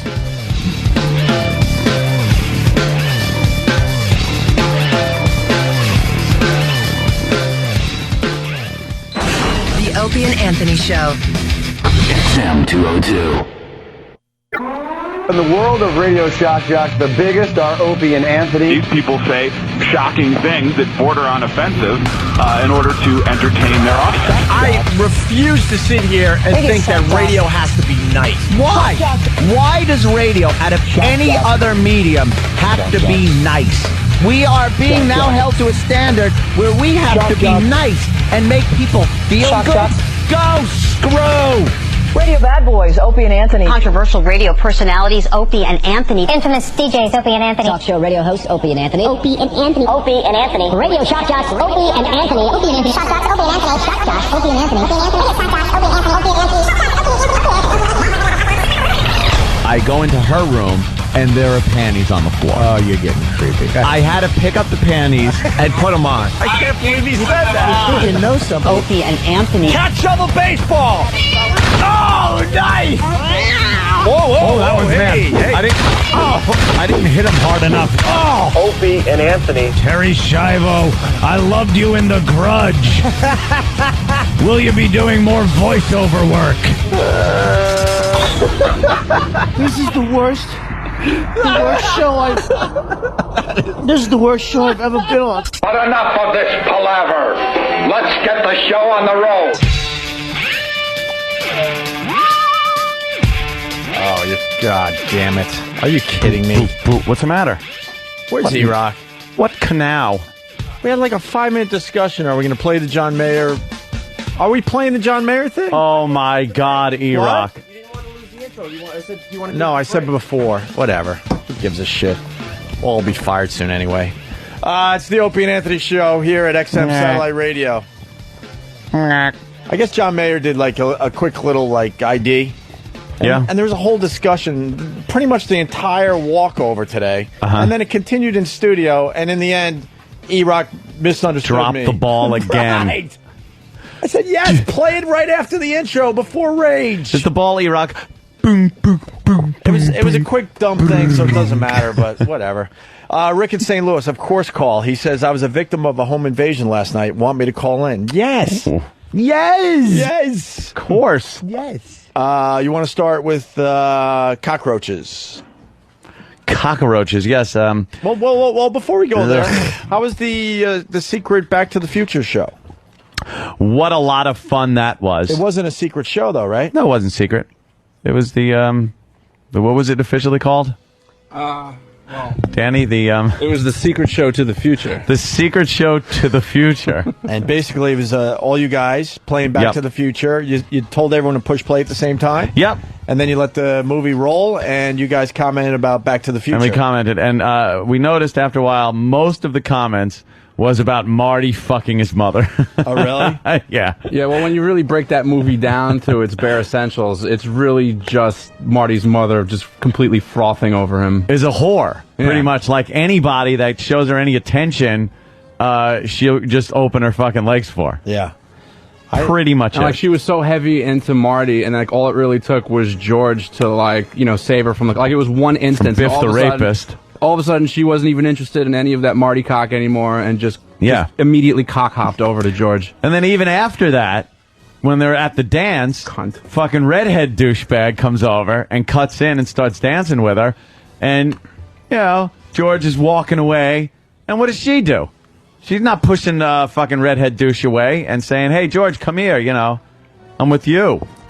No, and then George has to come up and mush him in the face, and then they kiss, of course, and everything's fine and dandy. Did the show get good reviews? I have no idea. I was asleep during the last 15 minutes. For a show that went from midnight on a Sunday morning to 3 in the morning, it got like a 48-page listening thread with like 17,000 views. Like I was actually really surprised by that. It was pretty weird. Yeah. You fell asleep, Ant? No. Actually, we were done with the movie, and then I went back out and left. I wasn't in the last 10 minutes of the program. Yeah, we came back just to kind of wrap it up and end the show. And you didn't even finish the show? No, I did. It was over. The movie was over. We were done with the Back to the Future show. Yeah. And then what happened? I just figured I'd leave these guys to their own devices. And did Jimmy? Did I miss something? Anthony fell asleep? No. I was done with the show. Like I was done, so I was just outside. I heard a rumor too. Who told you he fell asleep? No one. He just said that he was not there for the last 20 minutes. So I was asking. No, it wasn't 20 minutes. It was like 10 minutes. Oh no, I didn't hear hear that. There was a rumor that you slept here or fell asleep or something. No. Oh, there's some chatter going on, man. Chatter. Some people are chattering. I was in one of the chairs over there, just mellowing out. Yeah, and I kind of shut my eyes. Was there a lot of beer being drank? Yeah, we had a couple of beers. We don't have bosses. XM doesn't allow for the use of beverages. I know. I had a couple of beers. The person that would fire you for that is getting fired themselves. So you can openly talk about drinking or not drinking at this point. We do have bosses now. Oh, new bosses. Yeah, it's just going to be a different guy to fire, man. The new boss. That's not a good way to start out. Secret Show is great. Secret Show is great. So the reviews are coming in. Yeah, we did have a good time. I'm so lame because big discussion. I wanted to stay up and listen to the show. And I do have the Back to the Future DVD, and I was ready to go. Oh, see? And I fell asleep. I couldn't stay awake till midnight on a Saturday. Damn. How lame is that? That would have been cool. You could have been part of it. It was one of those on the other end. It was one of those things where you're trying to stay awake, and you just don't stay awake. I was trying everything too. I was just so effing tired for whatever reason. I don't know. A lot of trivia. Yeah. Was being passed along. We were trying to, outdo each other on the little trivia notes and stuff. And Sam just could not get over the amount of foreshadowing that was. Which, yeah, if you just kind of breeze through the listening thread, all the listeners, they weren't happy about all the foreshadowing. Foreshadowing, because all Sam would say during any scene was like, "Well, I believe what that is a foreshadowing of what happens later," and he wouldn't stop fucking saying foreshadowing. Nice. Like, shut up! Enough about the foreshadowing. All right, we got his name's not Rick. It's Rock. Rock in St. Louis. Rock Quarry. Rock. Hello. Hey there, Rock. Can you hear us? Hey, it's Rick in St. Louis. Yeah, whatever. That's what I said the first time, but then they put Rock up on the phone thing. So, all right, Rick, what do you got? Hey, man. 12:30 this morning. I'm sitting there. I'm sleeping in my chair. I hear my storm door open, thinking it's my son coming home. The door. They jiggle the door. Somehow they got the door open. One guy walks through my freaking house. I went, what the fuck was this? I jump up immediately, grab the guy around the neck, tackle him to the fucking ground. My wife is in hysterics. She's wondering what's going on. At this point, I tell her, I said, look, go to the closet, grab my fucking 12 gauge. I got him subdued, duct taped him up, called the house. or called the cops, not called my house. Jesus Christ, I'm still so fucking amped up. It's unreal. Sure. Held the 12 gauge to his head till the cops got there. The guy said he was drunk and went to the wrong house. Now, this gentleman, let's just say, he has no business being in my neighborhood and everything. And the cops whisked him away and charged him with attempted burglary and a home invasion. That's great. Did he have a weapon? Yes, I do. No. Did he have a gun or a knife or? He had a knife, which, when I tackled him, he lost the knife. There was another guy with him. The other guy took off running away. I heard this morning, before I went to work, the cops had found the other guy. They've both been charged. Good for you, man. It's great. Well, here's the problem, though. They're going to get out of jail, and they're now going to be very mad at you. Yeah. And they're come coming back. back to get you. Oh, no, they're not. I would move. No one's mad at you when they break into your house and you fuck them up. They're like, all right, he got us. Got me. You can't. No one can get mad at that. What part of St. Louis? Because a lot of people want to know if it's their neighborhood. 8 miles east of downtown St. Louis in Belleville, Illinois. Is that a good place? I don't know, but do you remember the song, Why Don't You Meet Me in St. Louis, Louis? I love that. I love that one. Yeah, but I mean, I'm still so freaking amped up. This is unreal, I mean, just the thought that somebody could invade my home where my wife and child. That's right. That's good you had a shotgun, man. Guns. Excellent. Guns from my cold, dead hands. And I'm telling you what, after this tonight, I'm going out and buying a Bushmaster 223. There you go. But you got the shotgun and that thing already. right there. He's got the shotgun, though. That's all right. A little more precision. He needs more guns. Who doesn't? More guns for everybody. More guns, more gooder. You don't need precision. Just fucking spray. Unload. Yeah. Let her rock. Well, I'm glad you're all right there, Rick. Thanks, boys. I'm punching out, man. Thank you. All right. Take care, man. That's just creepy. Yeah. You got to watch that. People constantly going to be trying to get into your house and get your stuff. Or get your woman. It's like cavemen. They're like cavemen out there. Got to be armed with a nice club. Bash them over the head. All right. Let's get the cockroach count. This is all I thought about this weekend. La cucarachas. We learned last week that there are cockroaches that have completely invaded and taken over this facility. It's infested. It's infested. So we laid down some traps on Saturday, somewhere Friday, and now we get to see what our traps caught.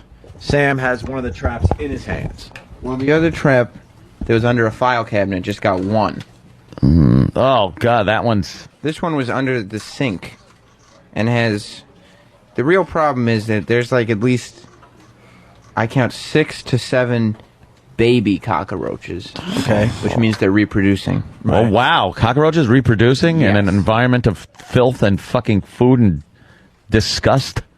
They're also all still alive because they're moving their antenna, but they can't move because their feet are stuck. They're trying to figure out, they're trying to communicate, hey, my feet are stuck. So are mine, idiot. Talking to each other. How are your feet? Stuck. I'm walking, but I'm not getting any closer. What's happening? It's glue, idiot. We're in a glue trap. This. We're so dead. I'm walking, you're not getting any closer. Could you explain that? Ted the cockroach. It's Ted the imperceptive cockroach. I'm hungry, but there's no food to be found, and I can't seem to get anywhere.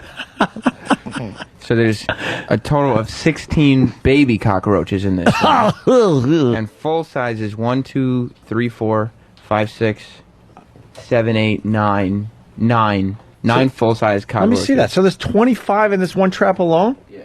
Oh. Where are the real big guys, though? The big fatties? Yeah. Like the one that Post stepped on the other day? Oh, my They're there. God. One. Yeah, he's right. Look at how many cockroaches. Look at the other I side. can't stand the cockroach. There's way more than 16. There's a lot Disgusting of really little tiny bug. ones in here. 1, 2, 3, 4, 5, 6, 7, 8, 9, 10, 11, 12, 13, 14, 15, 16, 17, 18, 19. You said 19 on the one side? And then 1, 2, 3, 4, 5, 6, 7, 8, 9, 10, 11, 12, 13. You missed 14. You missed that guy. Dude, there's 30-something in this trap alone. You miscounted. Well, I got one in this trap, so that's correct. And one in that? Yes. So there you go. It's funny, there's all those roaches and a dog. Or a turtle. Dog. Just some weird animal. Hopefully, There's an armadillo in here. let's fuck it. Hopefully, Travis's bulldog will get caught in one of these dumb things. That useless animal. Yeah, absolutely. Or Travis's beard. And by that, I don't mean Lisa. Here. He's gay. Here you go. Oh, come on. Ant. No, it's all right, Ed. It's okay. Because the road strap bounced right by you. Yes, I know. One of them might have fallen out. Yeah. Get that fucking... Look, they're all moving around. Do you think they're saying to each other, hey, we just got thrown, and yet we didn't fall out. What do you think happened? It's new safety standards. Unfortunately, new safety standards. That's why see, the glow's a good thing. They don't want us to fall. We're buckled up. Yeah. So now what? Are we laying down some new traps? Yeah, put another new trap under the sink, because that's where the cornucopia of roaches came from. Yeah, sure. I put one in Poe's office, because I can only assume how many roaches will be found in there. Yeah. All right. So, yeah. So not bad for our first hunt. We got about 30 to 35 cockroaches in the two traps. Well, the one trap wasn't impressive at all, but... No. But, it adds one. Right. All right. Let's say hi to Dave in Massachusetts. Dave. I can explain the cockroaches in one word. Yeah. Earl. You think? Thanks. That was Blind Dave. Wow, that was? Absolutely, that was Blind Dave from the You're old good days. with the voices and stuff. Do you know that not only was Earl here at about 9:30 on Saturday night, just hanging around doing who knows what, but he actually came back. Like, I remember seeing Earl, like, it was after midnight by that point. Yeah, it was 12:30 when he came back. Why? Why is Earl here at all hours of the day and night on weekends? That's what he does. He forgot something. Public file. Had to stay for 45 minutes to get it, I guess. You guys are so stupid. The reason Earl is here, because this place is way better than his apartment. Even with the roaches. That's all that's about. Mm-hmm. People have been trying to figure out the Earl thing for years. It's so obvious. He doesn't have big, huge flat screen TVs and nice couches to lounge on and all that. Make a good point. And cable systems that get every single channel imaginable. That's why he's here. Mm-hmm. There's no mystery. This place is better than where he lives. Let's go to David in North Carolina. David. Hey. Hey. Yeah, you're talking to these cockroaches. You ever watch a show called Verminators? You can find out a lot. A single female can produce up to 20,000 babies a month. Doesn't matter how intelligent anything coming out of their mouth is. It doesn't matter. He just gave out a little stat. It's nice, probably accurate, scientifically speaking, but just sounds like Balderdash. It's Balderdash. Thank you, Jim. That is exactly what it sounds like. What happens? Poppycock. Could someone explain the Southern accent? Like, what happens in the mouth that causes that? That made it kind of talk like that. What is it? I think it might be the French influence. I don't know what the fuck it is. There is something, like any accent in this country can be traced back to people that came over. If you look at an English accent and a Boston accent, they're very similar. The dropping of the R's is very English, but it's like an English accent without that little lilt, that English lilt to it, so it just sounds silly. It just shows you that humans are influenced way too easily. Yeah, and then it lasts forever. Same thing with New York. A New York accent is part of an English accent. Right. But then the South, that is an odd kind of a thing. What the fuck influenced that? I don't know. But Sam's got a post that he feels very confident about. Yes. Feel confident. Danny has named this new segment. It's called What's the Traps? What's the Traps? What's the Traps? I like What's the Traps. What's the Traps, yo? First day doing What's the Traps? 30 to 35 cockroaches. Yeah. Let's go to Chris in Houston. Chris. Hey, what's up, boys? Hey. Hey, use the Assy Martini Rosy champagne. It's real sweet. I left a glass of it out one night and came back the next morning. There was like 5 or 6 of them drunk and drowned. Come on. I'm dead. All right, let's try that. We want to try all sorts of methods because so far the glue traps are doing very well for us. I did it the next day, and I got about 10 more just drunk and drowned. But the real issue is, why do you live in such a dump? Because I'm a bastard. All right, good. There we had that exchange. All right, thank you. Perfect. But say bastard next time. Yeah. Let's go to North Carolina again. Sean. Yep. you guys shouldn't be killing the cockroaches in studio because the eggs don't crush, and then they sit on whatever you kill them with, whether it be like sole of a shoe or something. And then you transport those eggs into your home or wherever you decide to go from there. Don't get me off. And then, so you step on one, and then you walk like 3 city blocks in the heat, and then still the eggs are still good. Yeah. So you don't understand. I don't actually step gingerly. I moonwalk when I go home. Yeah. I moonwalk and dance. Over roaches. Well, Jimmy, you might be okay if you moonwalk home. Yeah, I do, because it scrapes them. All right, we're learning a lot about cockroaches. That's wonderful, but I would love to learn a lot about mergers. Yes. Well, what's going on in D.C. right now is pretty much what we got in that trap. They're all just kind of walking in place. Hey, what happened? Yeah. The machetes, like I said, are getting sharpened. It's going to be a bloodbath by the end of the week. For the people that remain, going to be plenty of good parking spots in that lot. Yeah. Don't you worry. Everyone gets a close spot. Look on the bright side. Now, we got Don Wicklund. He's still in-house, right? Is he? I think Elo's got to be in Chicago by now, so maybe we could get Wicklund on the phone and get the vibe of what's going on down there in Washington. That's what we need to do, right? We can't get Wicklund on the phone when things are going well, much less when everybody's just being skewered. A lot of people saying, don't step on the cockroaches. You'll bring the eggs back to your house. I don't step. That was Poe. Poe was the one that jumped on that. Yeah. How great would it be? All of a sudden he came home and there was fucking 50 roaches sitting on his front door. Gentlemen. 50 less than usual? Yeah, I have a feeling that Poe has a lot of roaches at his house. You think? Oh, yeah. Oh, I hope not. We should ask him. You're profiling. No. They're creepy. They're still moving in the trap. Yeah. They're icky. We're gonna icky. Why don't they just cut it out? And you're going to eat? Yes. Well, I'm not fucking... That's what does it. What's the matter there, Poe? I'm not going to Poe's insulted. Why? Why is Poe insulted? You have no roaches, right? You have cockroaches at your house. I guarantee it. No, I don't have any roaches, but I had mice. I don't have mice anymore. What happened? You have mice still. No, How'd you get rid of the mice? How'd you get rid of the mice? I got rid of them because I It's with a spinning back kick. Tell me how you got rid of the mice and what happened is they were coming in through the dishwasher, and I covered up the holes. Wow. Yeah. Oh, so you don't think you have mice anymore? Well, they're not coming in anymore. I don't see any more how do you droppings. Know? They're there. If they are, I haven't seen Jimmy them. turned me on to the whole mice thing. I go, Jimmy, I found a mouse in my apartment. And Jimmy freaked out. He goes, if you have one, that means you have hundreds. I'm like, shut up, Jimmy. No fucking way. I got just one dumb stray mouse. And I killed that motherfucker in a glue trap and then proceeded to kill between 50 and 60 more with electric traps. Infestation. Yes. Jimmy Hundreds? was correct. Oh, they're all around you. They're just trying to figure out how to get back into your apartment because they know that's where the good eats are. Good eats. Yeah. Right. The num-nums. Huh? How'd you get rid of the mice? I made a deal with them. We played tic-tac-toe. I won 3 out of 4 games. They had to leave. That's right. You temporarily got rid of the mice, my friend. So they're still there, huh? Yeah. I would guarantee it. You know what? Any of those electric traps around? I'm not sure. Set one of those electric traps. I guarantee. I will bet you $100, but then I don't know if you're going to be bullshitting me. Shocking. That you find one by tomorrow morning. If I set the trap, one electric trap. I'll bring it in. With some peanut butter in there. Okay. All right. You got it. I'm telling you, they're still around. Let's say hi to Dave in New York. Dave. Yeah. Hey, Dave.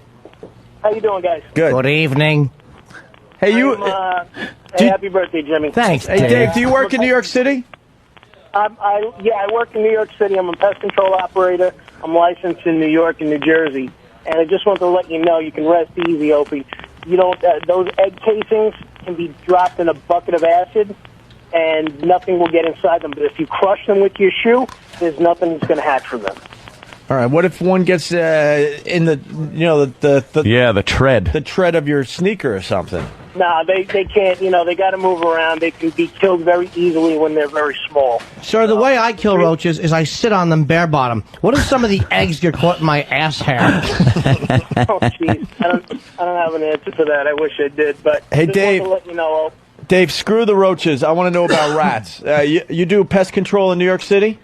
Yes, I do. All right. What's your feeling on rats? How many rats are in New York City?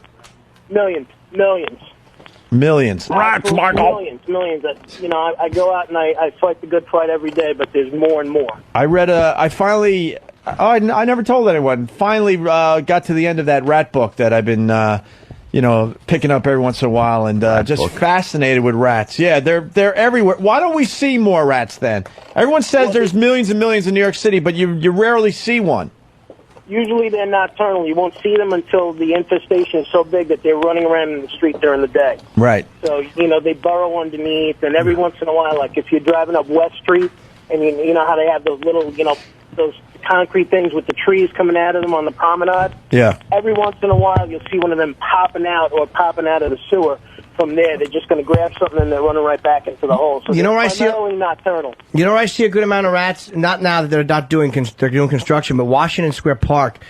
When you walk by at like 3 in the morning at the park, you just see like the leaves scuffling constantly. They're moving around. Oh, It yeah. is infested. All parks are infested with rats. Yeah, especially in the subway systems also. I mean, there's not any time of the day you can go down in the subway and see multiple rats. I know that when I'm walking to the studio in the morning, any garbage day, just pick any garbage day that there's a bag on the street of New York. If you kick it, rats will come running out of them. And it's happened to me a bunch of times. Oh, my God. Just And plenty if of rats. they actually come towards you and they turn around real quick, they can get you with their tail. Yeah. And that hurts like a sumbitch.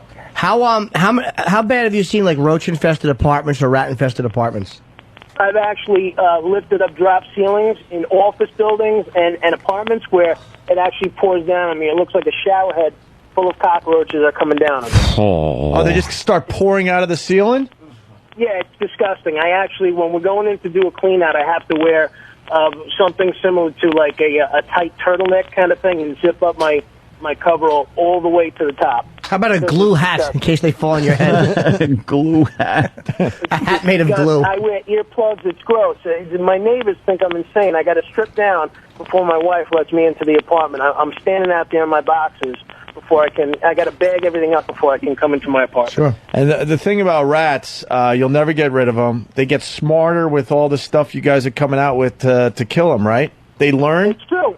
Well, rats are smarter than actually mice because what a rat will do is send a probe rat out. If there's something new in the environment, when we bait, they'll send a probe rat out just to check it out, see what's going on, and if they come back and everything is all right, then they'll bring a few more of his buddies. It's actually kind of spooky the way they work. Probe rat. Is that why, like, they've done studies on rats, they've actually heard, when you listen real close, one going, but it's not my turn. All right, you got point. I don't want to go. So what's going to end bad feeling about this one? Yeah. What's going to end up happening with the rats? Let's say in New York City, is it going to get to a point where or do they control themselves because there's not enough food? Like, how does that work? Why aren't they continuing to multiply to the point where we have to just give up and leave New York City? Well, actually, if there's not enough food, they will turn to cannibalism. Right. So it's a kind of delicate balance between baiting enough and then taking enough food and harborage away. This is where, like, the Parks Department comes in. Like, if they keep all the stuff trimmed properly, then there's no harborage for them. We need to be doing a regular baiting thing on a regular basis for some of these areas where a lot of these, they wouldn't allow baiting before, that kind of thing. What do you mean by baiting? Like telling one rat that the other one said something about him? Wait, why wouldn't they allow baiting? Well, because you get a lot of these typical conservationists in New York City that won't allow, they feel that a rat is an animal, and, animals have quality of life and that kind of thing. So the conservationists in New York State, especially in New York City, have kind of tied our hands and kept us from doing the proper thing. We're fucking doomed. Yeah, It's that's pretty much goddamn what's rat. doing us in. Are you kidding me? Ridiculous environmentalists. That's it. I mean, I'm kind of glad you're here. I have a job. That's how I pay the bills. But Recently I was walking home after a late night drink with some of the Philly crew and stuff, and we were walking by a brownstone, and there was some garbage, and I saw a rat go running into like the front area of a brownstone where there's some garbage, right? I go, wow, that's cool, and I went in for a closer look.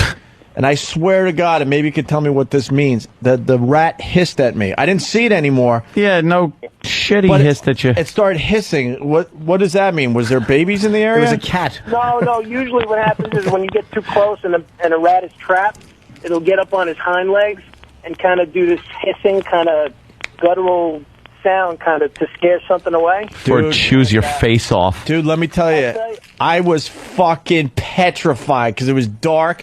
and all I heard was this hissing coming from the darkness. I couldn't run fast enough. Yeah, it's disgusting. And the problem with rats is on a hardness index, their teeth are actually harder than steel. Is there a way when the rat's like standing up like that and Did hissing? you hear that? You can't just blow by that. Their teeth are harder than steel. Oh, okay. On a hardness index, yeah, they can. Why do they make buildings out of rat teeth? Smarty. Go ahead, Jimmy. I'm sorry, No, but sorry. that's an amazing fact about rats. They could gnaw through anything. Is basically what this guy's saying. Yeah, they can actually gnaw through sewage arcs, anything, below ground, any conduit that carries pipe, that carries electrical wiring, anything like that. So they're really, really a nasty problem. And they also know how to unlock their own jaws, so they could get through tiny areas and stuff. They unhinge their own jaws. Yeah, they don't have bones; they have cartilage. Yeah, they can flatten their skeletons out. Yeah. Yeah, if they can get their head into something, they can get their whole body. You can actually take a rat and fold him backwards to where his head is touching his paint, kind of thing. Right. And you won't break his bones. I heard that's the equivalent of tickling a rat. He loves if you it. fold them backwards, you can actually hear them go tee-hee.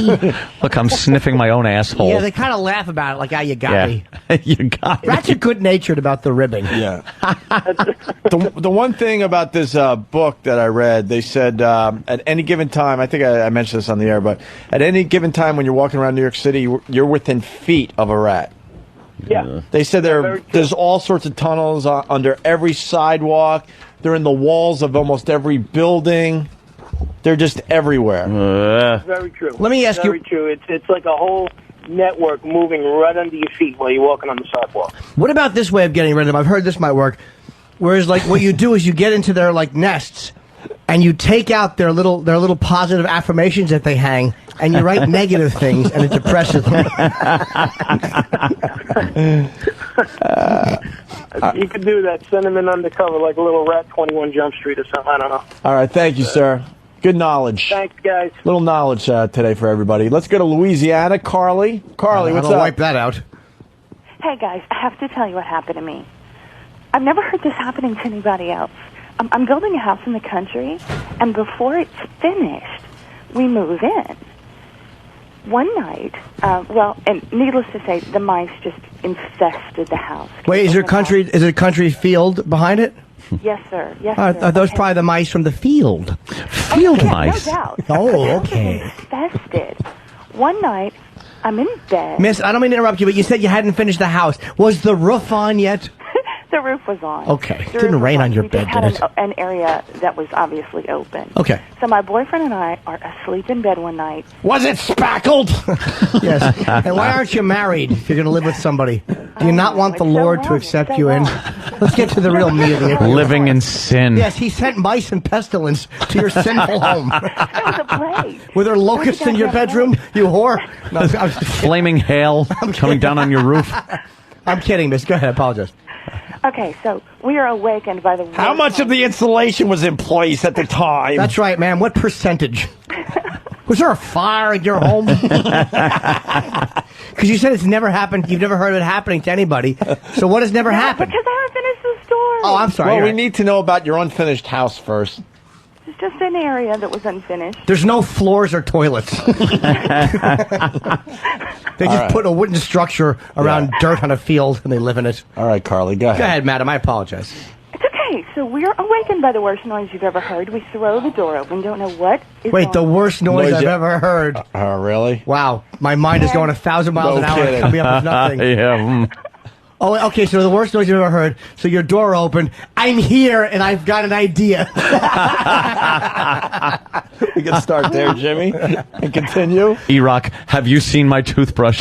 Or, hi, I'm Rich. I'll be teaching your children. See, that was a Rich Foss Okay. joke. Yes. All right, Carly. Here? Worst noise Okay. you ever heard? We throw the door open, and there is a scene from Alfred Hitchcock's The Birds going on in the house. The birds have circulated a memo that this is Mouse House, and there are like 2,000 birds killing the mice all in the house. Wait, 2,000 birds? Okay, maybe 200. That's still a lot of birds. The house is black All right, with birds. The house is black. How did the birds get in? Well, what does your house look like? Well, it's a little house on a stick, and it just has a hole in the front. And that's where we live. and the floor has all kinds of little seeds on it. Seed floor. Yes. It's a gingerbread house, and the birds like it. And I can't even, like, talk to my boyfriend because it's too loud. We're having to scream at each other. Were your floors made of newspaper? Maybe they misunderstood. Yes, our house is made of cage wiring. What's that? It was bad. It was crazy. And the birds flew in, and they killed all the mice, and it went on for, like, 45 minutes, and then they all left, and we never had mice again, and we finished the house. Sounds like a scene out of Evan Almighty. That's an amazing story. Birds. It was horrible. All right, Carly. Okay. Thank God you're all right. Yeah, let's go to Dwayne in Minnesota. Dwayne? What's going on, fellas? What's up, Dwayne? Not much. I was just going to tell you to shut up and let her finish her story, but after that ending, Well, you see, we were kind of just... Dwayne, here's the brilliance of us, because I see what you're saying up there. Do you have to ruin every story? We knew that story was going nowhere fast, so we were trying to get some humor out of it. No, I didn't know where it was going, Dwayne. The bottom line is I knew she was going to get to the end. We were having fun with her along the way. What you don't understand about, like, if we just would have let her say it, then you have to go back and recapture moments that you wanted to goof on. It doesn't work. So a lot of times... I got you, Jimmy. Okay, that was why. Look at that. He's cutting you off now. As long as he understands. All right, Dwayne, thank you. Let's take a couple more here. Keith in Jersey. Keith? Yo, how you doing? Oh, hey. Hey. Jimmy. Hey. I got a little story for Opie and his little garbage experiences. Yeah. I used to live in Manhattan, and after a nice long night of drinking, our stupid little game was to kick the garbage piles on garbage night and watch all the rats scatter. And we would all run after the rats and try stomping on them. And we used to catch a couple of them and make a nice little splatter.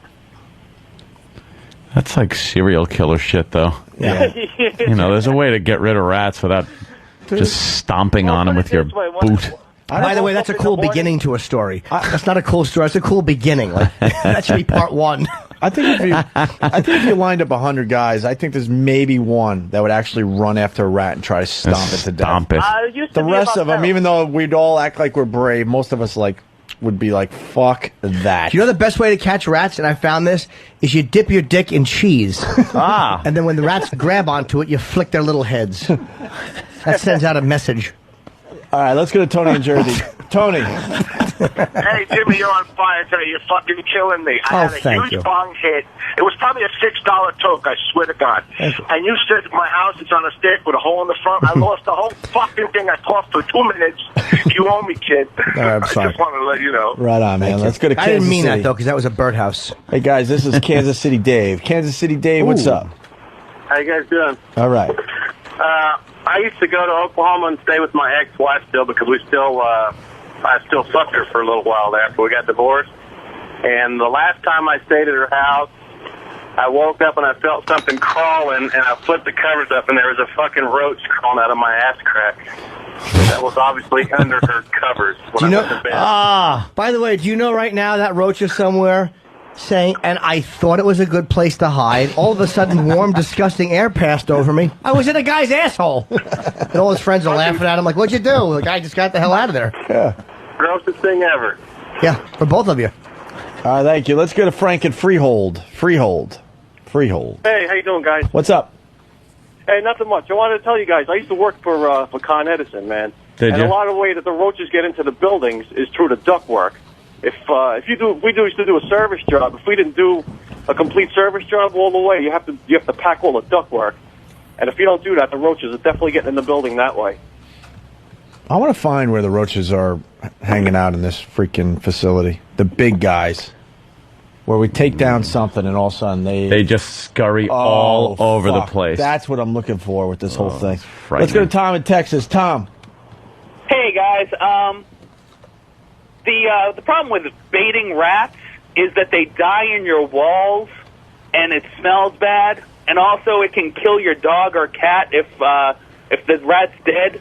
So I was going to say the whole conservation thing, it's more of just, circle of life crap, where a dog will eat a rat that's had the stuff in it, and also it dies in your walls, and then you have to tear down walls to get the little fella out of your circle of out death. Of your hair. But it stinks. It stinks. Yeah, it seems like it would smell a dead rat in your wall. Yeah. All right. Thank you, sir. Enough about the rats. All right, we'll take a quick break. Someone has to tinkle. So do I. Are we getting Wicklin on the phone? I doubt he'll be able to come on today. He's probably hiding under his desk right now. The shield in front of him. The number you have dialed has been disconnected. Don Wicklin is no longer here. That's what it's going to be. Oh, my God. Down there, no matter who you call. It's going to be, you call up XM and only extension 1, 2, and 3 works. That's it. Mark my word. Bloodbath. Everyone else gone. That's going to be the headline someday this week. I'm going to guess I'm going to go Wednesday. Do you think it'll be bloodbath, or is there a clever way to say bloodbath in satellite terms, in XM terms? Execution. Like something like that. Execution. How about ex-employee? Ex-employee. Oh. That's good. That's a good one, too. It's going to be a sad day. There's going to be a lot of talented people out of work. Lightening the load at XM. I'm not saying these are good. I'm just saying what they might do in the paper. Okay. Seriously bad. Yeah, there's awful little wordplay. Yeah. It's going to be ugly over there, man. Wow. People seriously going to lose their jobs, too. On both. There's some people at XM haven't qualified. They have to run XM. XM still has to run for people that don't want any of Sirius' stuff. XM still has to run. It still has to have good programming. I mean, no one is going to notice the people that are fired from Sirius. It's going to be all about how many people were fired at XM, and there's going to be a lot, unfortunately. Yeah. Do we know anyone that we give a crap about? Tell you the truth. Most of the people that we knew Let's see. Elo, left. Gonzo. Elo must be smiling ear to ear, just like I bailed at the perfect fucking time into a great gig. You know? Everyone else is like, humana, what do I do? What do I do? All those people, every time we went up there and saw them and said, what the fuck do they do? Gone! Stephen S. from Bayshore wrote the headline, you motherfuckers. Oh. Serious firings going on at XM. Ah, that is a good one. That's the headline. That's right the there. headline. All right, we'll take a break. We'll continue. Do you know the name of this show? It's called Douche the Audience. Yeah. Why don't you tell the fine folks out there a little bit about Opie and Anthony? Agree, laugh, laugh, agree, laugh. This is awful. Please like me, please like me, please like me. You're just audio diarrhea. Agree, laugh, agree, laugh. Time to agree. Please like me, agree, laugh. Oh, this is just horrible to listen to. I better laugh so people think what was just said is funny. That Opie, oh Jesus. We have no business being here. Agree, laugh. Oh, just laugh. Laugh because you're uncomfortable. I don't know why I find that hysterical every time. It's a hoot 100% of the time. A hoot. Opie and Anthony! Traveling Virus 2008, Saturday, August 2nd, at the PNC Bank Arts Center. In Homedale, New Jersey. Homedale. Confirmed comedians include Jim Norton, Patrice O'Neill, Robert Kelly, Otto and George, Rich Voss, Mike Birbiglia, Greg Giraldo. Tickets for this event are on sale now. For more information, visit Ticketmaster.com. Now! The 2008 Traveling Virus Tour. PNC Bank Arts Center. Be there! Hi, I'm John Mayer. Congratulations to XM for getting bought out by Sirius. Wow. Celebrity little thingy there. Yeah, our pal John Mayer did our show once. Likes our show. His brother's a huge fan of the show.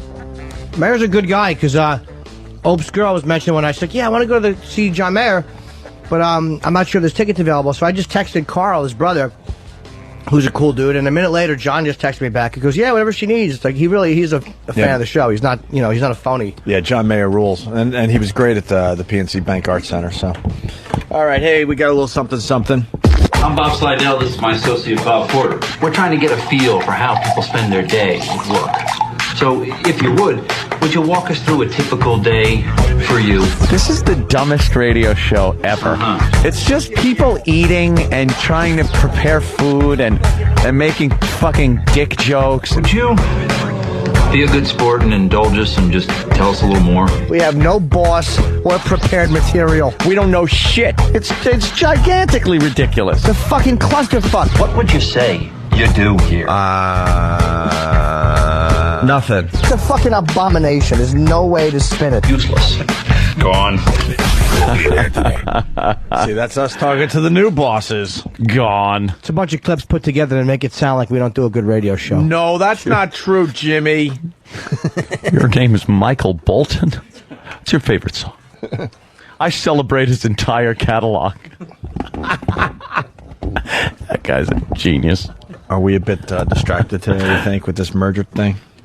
Can't get on the phone. There's a great part. Let me finish my pretzel, then I'll tell you. Oh, okay. All right. It's American Psycho Talk 101.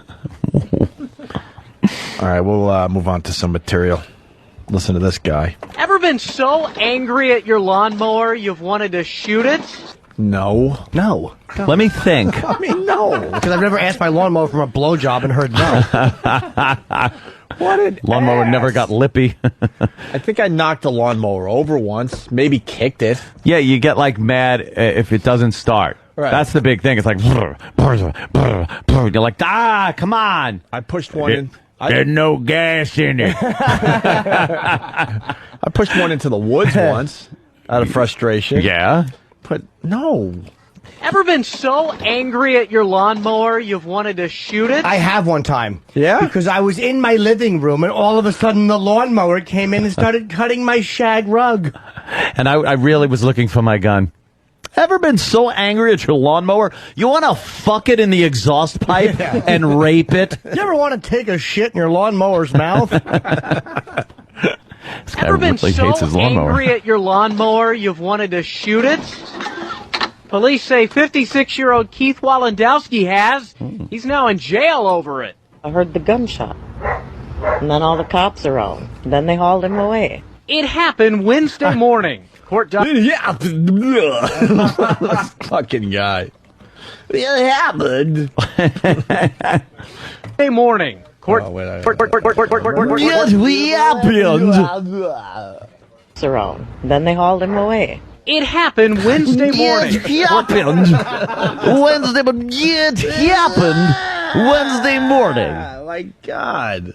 It happened Wednesday morning. Court documents say Walendowski, who lives in this house with his elderly mom, took a sawed-off shotgun and blew a hole in his lawn boy lawnmower. That frightened a woman who lives with it, too. She called 911. Oh, young when he's sober, he's Budinsky. just a quiet guy. He doesn't seem to, do much of anything. Neighbors like Russ Beanick say Walendowski's a good neighbor when he's not drinking. But You gotta love it. When he's not drinking. Wow. Too much of anything. neighbors like Russ Beanick say Walendowski's a good neighbor when he's not drinking. But next-door neighbor Donna Kadow says that's not very often. He's always drinking. That's normal for him. That's his life. Why did you tell the neighbors to go fuck themselves? You know, what a bunch of just Budinskis. He's a nice guy when he's not drinking. Then the other neighbor's like, well, yeah, but he drinks pretty much drinks all the time. So what? Leave him alone. The guy likes drinking and firing a few rounds off at his lawnmower. That's the problem. Makes suburbia a bit exciting for you all. Yeah. Go fuck yourselves. Sounds like a familiar story, too. Well. What? What, some people get annoyed at things and fire a few rounds at it? Allegedly. I've heard of people doing that. They get angry at machines, things like that. It's silly, though, because it's an inanimate object that isn't going to feel it. I wonder if you start off with shooting your lawnmower, or do you try talking and then putting it in a corner, then eventually spanking, and then you realize you're getting gas on your hand? and then you decide to shoot it. Or perhaps the lawnmower wants to have a little talk with you and brings a little paper bag with it, and then pulls it out of the paper bag and shoots itself. It could happen. Why your lawnmower The little pull cord flies off the top. Dummy. I was like, where the fuck is he going with this one? Hard bud lawnmower. That's funny. Hey, let's say hi to Coke Logic. Coke. Oh. Coke Day Logic. Ever get so mad at your PC you wanted to shoot it? Oh, never. But I could see that happening. Hey, we've heard rumors. That sounds like a good animation. All right, we got a second audio clip here. And the criminal complaint says Walendowski appeared to be intoxicated when he shot up the mower. He told the officer he got upset because the mower wouldn't start. So in his words, I got my shotgun and shot it. He continued to say, I can do that. It's my lawnmower and my yard, so I can shoot it if I want. If he's shooting at his lawnmower, what if the bullet would have strayed somewhere, ricocheted or whatever? I would have killed an innocent weed whacker. Or perhaps the mulcher. He said he shot his lawnmower. He was drunk. He thought it was his wife. He was making a whole lot of noise. It was the same sound. Shut up.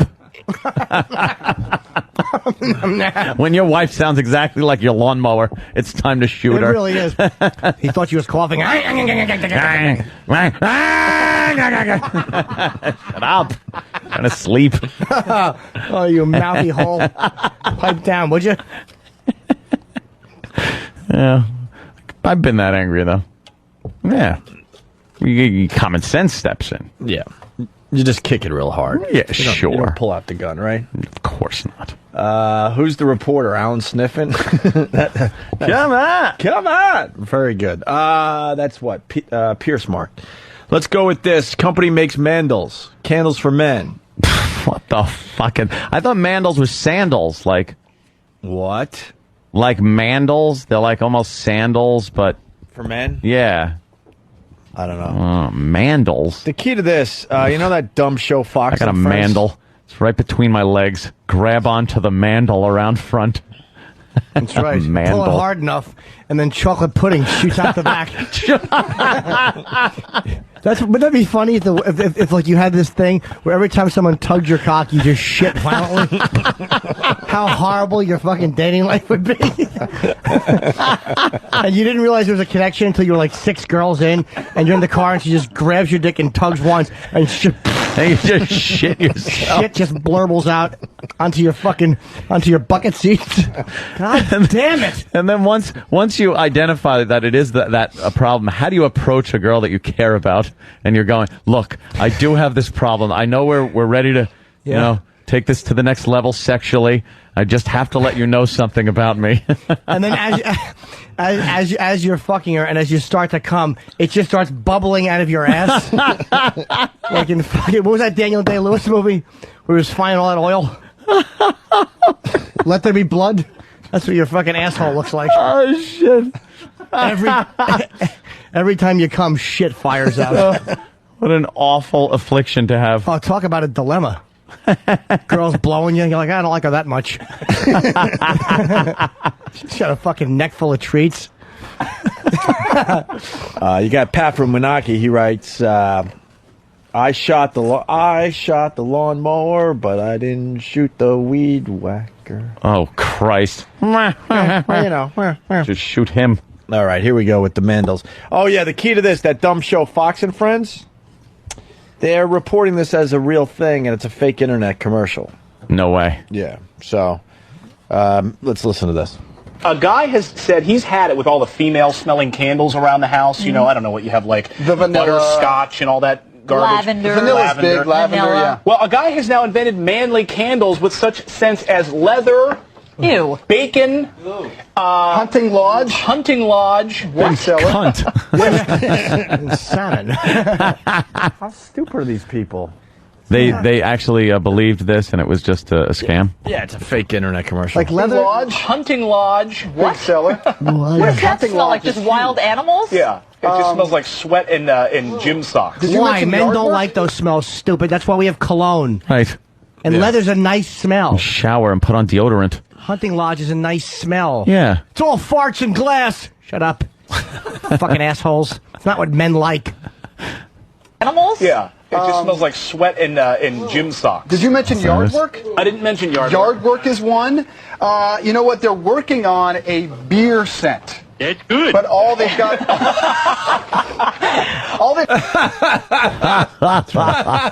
They are zany. A little too zany for their own good. Oh my God. All they've got so far is the smell They're of called stale Mandals. beer. The Manly Man Candle Company is in Montana, Power, Montana. Check out their website. That's what you're seeing right here. Wait a minute, go back. Oh, we can't go back. There was Wait a one, I minute. think I said urinal cake. Did you see that urinal Look cake? at that one that we're stopping on. Dog charcoal. This is fake. Yeah, they're not getting it. Urinal cake? That's Is that what you want? Urinal cake scent? And the thing is, it's not like I was watching Fox and Friends and saw this. It's not like I was on the Fox website. Like, Yahoo News was reporting this as a story. Like, whatever state it was supposed to, Montana company, selling man candles. Yeah. So I'm like, oh, that's interesting, because I figured, for the show you guys could come up with your own, what man candles might be purchased. And then I'm realizing as What it's the going on, candelabra looks like. I go to their website because I'm like, urinal can't, like, there's no way that's real. So I go to their website. There's no contact information. There's no order information. It just forwards you to like a video site with like a gag commercial. Yeah. Like, didn't anybody do that? No. You know what they do now, and this is the truth. Interns gather the news and give them a big list, and they pick out what stories they want. And then interns, No, that's why interns should just be relegated to getting fucking food. Getting the fucking food, not going and preparing network news. Sorry. Well... What about radio shows? Or radio shows. They're dummies. Well, we all know they're dummies. Wait to hear the whole on this Fox and Friends and what she has to add to Oh, this. boy. Urinal deodorizer. Bowling alley is locker room coming up? You guys, this is disgusting. Would you put one of these in your house? Oh, wow. Guys. Now. This is disgusting. What's disgusting about it? How about the female scent? Should we cover them? Like, one is scrubbed toilet and one is coppery tampon? Fuck up. Stupid woman. Oh, guys, this is disgusting. Way to stop the fun, honey. Was Ambisol for that loose tooth when she got a little lippy? Shut up. Quiet lady. Why does this one smell like Ambisol? Oh! Yeah, put some of this on. It's funny, it smells like way too much face cream under one eye.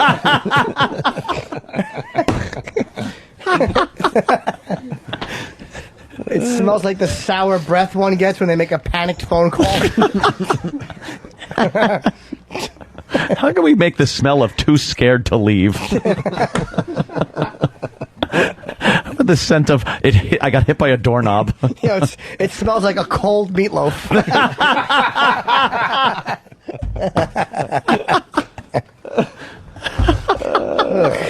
Oh, guys, now. Why did she have to pipe in and ruin everything? Room coming up? You guys, this is disgusting.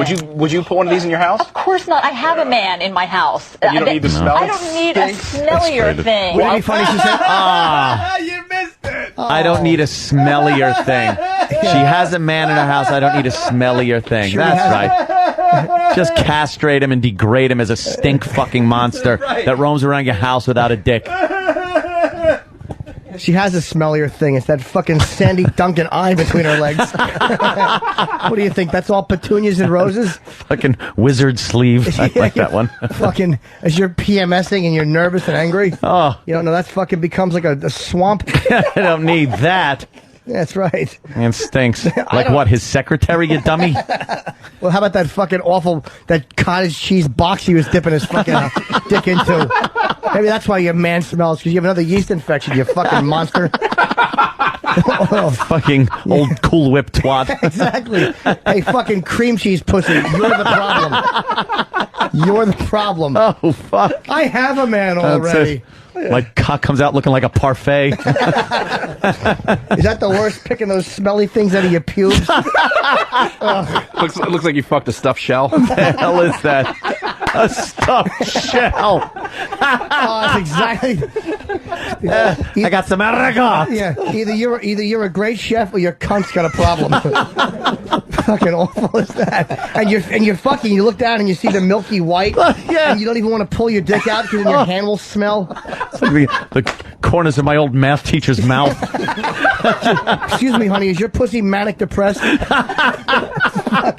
Your pussy's on Haldol.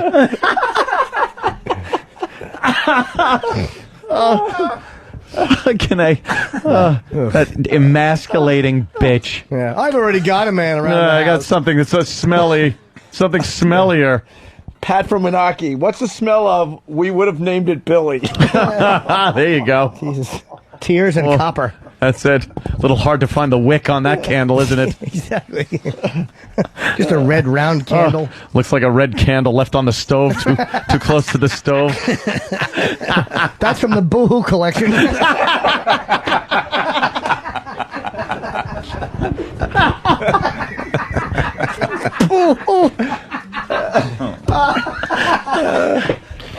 You put it in the little dumpster candle. You light them both together, and you put that next to the husband, the husband cheering candle. It's got two pumped fists raised up in the air. The old crying grandparents candle.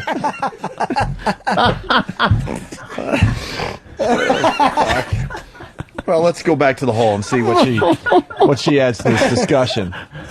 Locker room coming up? You guys, this is disgusting. Would you put one of these in your house? Of course not. I have a man in my house. You don't need to smell it? I don't need a smellier thing. Well, I went through in the newsroom. I went through the newsroom. I went through the newsroom to try to find a candle that would be a manly candle. This is all that we had down there. It was a martini-shaped Cosmo candle. I thought it was a fruity drink for me. Which is perfect for Dave. That is so gross. Who needs a candle that smells like a sweaty shirt? Manly or stale beer? man candles. Or dirty socks? No, thank you. Or dirty socks. No, thank you. Boy, her husband must have just fucking. How does he watch that? Watch her on TV and just go, "You fucking bitch." Yeah. I'd have to. The only way I could watch her doing that is if, like, the neighbor was bent over in front of me and you just fucking the neighbor's wife, watching her emasculate you. Really? I smell? Let me just shoot a load across her back while I watch you work. Why is he so dirty? What does he do for a living? He digs graves in the Mojave Desert, and he has no fan. His fan's broken. His fan is like he'd just be out there with a oscillating fan with a really long extension cord, blowing hotter air on him in the Mojave Desert. Why are they burying people there? I don't know. It's apparently cheaper. Fucking behind a cactus. Oh, you sweaty, dirty socks. How about doing some laundry, bitch? Yeah. Would it be funny if she said, I already have a man. I don't need a candle to rape me. I hate her. Oh, fucking adding nothing. He stinks. Just the worst. What a dope. Oh, guys, this is gross. Shut your fucking mouth. Is this? All right, we're going to play a little catch-up. How do you think we feel about that fucking hair on your nipples? You think we like that? You think we don't notice that? It's like fucking licking Charlie Brown's head. We tolerate it, don't we? Oh, fuck. That fucking one long hair on the nip. Snip that already. Fucking mouse nose. A couple of whiskers. So she could tell if she could fit through the doorway. If the whiskers hit the edge, don't go. Hey, we're getting to the bottom of this. Chester's Liver from RadioGoldFans.com. She's upset because her husband bought the candle that smelled like 18-year-old vagina. All right, hey, some of the stories we didn't get to last week because we had a very busy week. This one made us laugh pretty hard, so let's present it to the peeps. Take a close look at bear attack victim Elena Hansen. Her face is covered in gauze as she's rushed to the hospital, and her journey to this point is an amazing story. She was walking in the wilderness in Kern County's mountains when a bear charged at her. Her two dogs tried to protect her. You know, they obviously took on the bear to give her some time to get away. The dogs took off running after the attack. I improv'd with the dogs. Yes. Hello. She made fun of my improv skills, so I mauled her. The pendulum is swinging back the other way. After the attack, and Hansen got away in her car, now covered with bloodstains. Come screaming down the road and blowing their horn. And as the vehicle approached closer, I could see Mr. the Horn. After a bear attack, she's still blowing the horn. She's very musical. Yeah.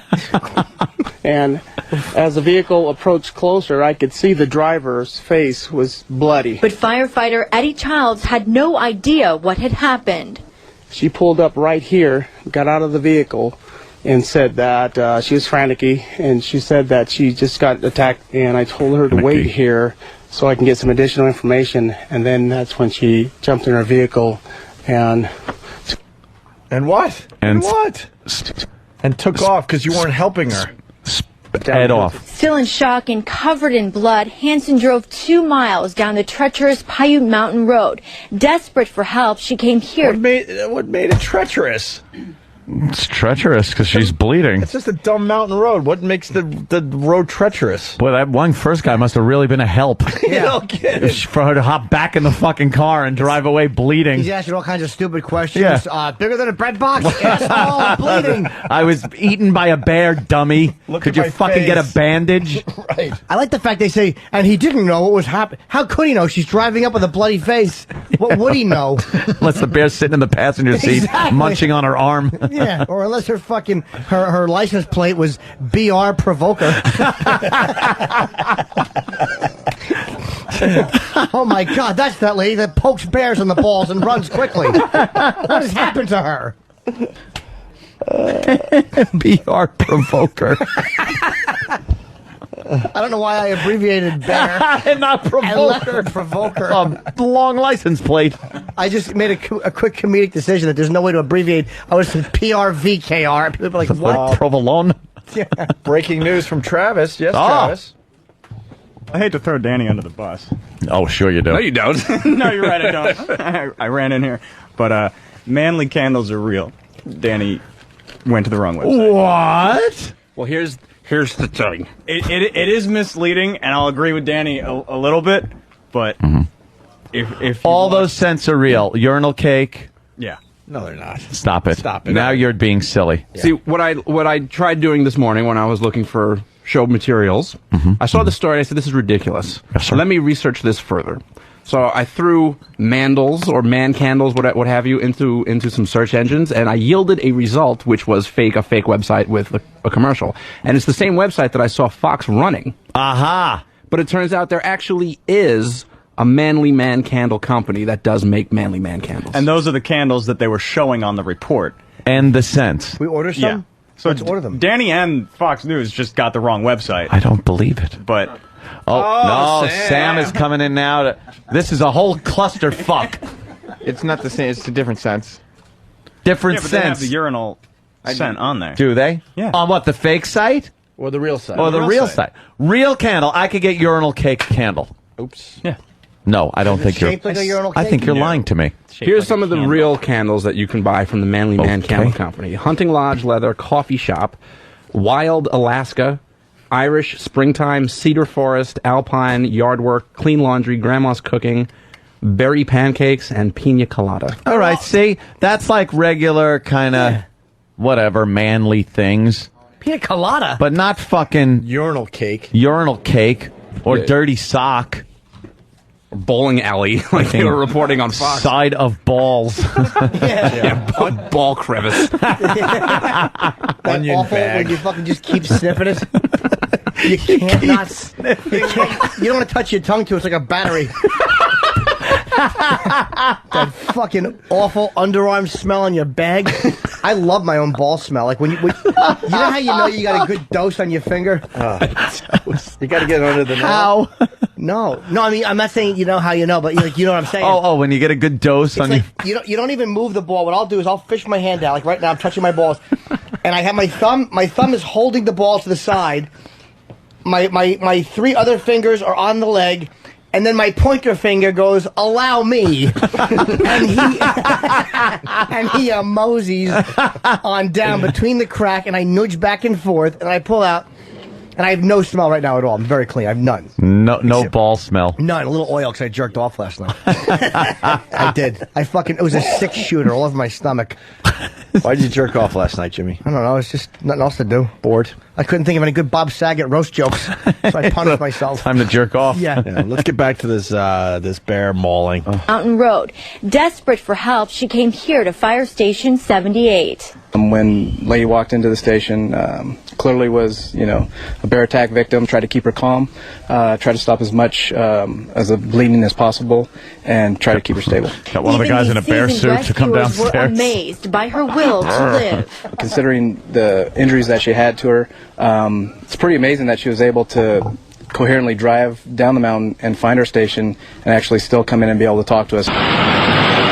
Then searchers launched into action, combing miles of this rugged terrain looking for the bear. But it was the dogs who tried to defend their owner that were found with scratches left from the mauling. Went to see who got damaged, and it looks like both dogs are okay, thank heavens. Now, people in this tight-knit community, including the victim's best friend, are praying for their neighbor's recovery, stunned that a woman so in touch with this picturesque wilderness has now fallen victim to it. What kind of faggot bear is that a woman and 2 dogs get the best of him? Yeah. Jesus, you couldn't kill two dogs and a chick? Chases them away. Also, when there is that term tight-knit community. Tight-knit community. Every community is tight-knit. No such thing. Do you talk to your neighbors? Huh? Fuck that. I don't know my neighbor's name, although I did see my other neighbor, Bruce Willis, yesterday. What? Really? Yeah. You don't have... He's not your actual neighbor. Well, no. Is it the Bruce Willis from the movies or just some guy named Bruce Willis? Well, from the movies. We went to get on the elevator together. Yeah? But what happened? Is security? I had all my gym stuff on, and I really do smell like vinegar after I work out. So you didn't want to be smelly in front of Bruce Willis? Well, he's with his fucking 10 girlfriend, the model. She's amazing. Yeah. And so I nodded at him, and he kind of nodded back, just to be polite. But then I got on an elevator, and I thought he was going to get on mine, but then another one opened, and I wanted to double back, but I couldn't without being obvious. Oh. He kind of faked me out. Gee. So I was alone in the elevator. All right. Wow, that would have been good. A little elevator conversation with Bruce Willis. Yeah, I would have said, hey, and he would have went, hey. See? Conversation. I told you one time I got into a cab that he was getting out of, and that's the whole story. Yeah. But I'm so pathetic, if I ever talk to him, I would mention it. Remember? You got it out of a cab, and I got in. Remember? You know how that happens sometimes here in New York? Die Hard. Yeah. I'm just a flop. A violent crime with an unusual ending, and the gangbangers apologized after the attack. The man beaten, stabbed, and sent to the hospital. And not only did the attacker say sorry, apparently they offered their victim a ride to the hospital. Yeah, you really don't see this sort of thing every day. Modesto police. No kidding, you don't see this sort of thing every day. Well, they finally get a little common sense and think, uh-oh, we might have a murder rap here. Right. Sort of thing every day. Modesto police telling us that they have 4 suspects here. These 4 guys, we're told, were very upset that someone went and busted out the windows of their car. So what do? They find a house where they think the guy who did it is. They bust on through the door. They're looking for revenge, but they leave with only regret.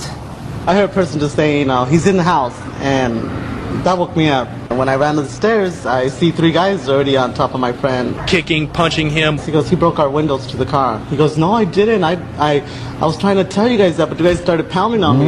The gangbangers realize they've got the wrong guy. That's when they try to help the victim, pounded, pummeled, and in pain. And he goes, turn around. I want to see your back. For what? He goes, I have no weapons. He goes, it's not that. It's because my friend just stabbed you. He goes, what?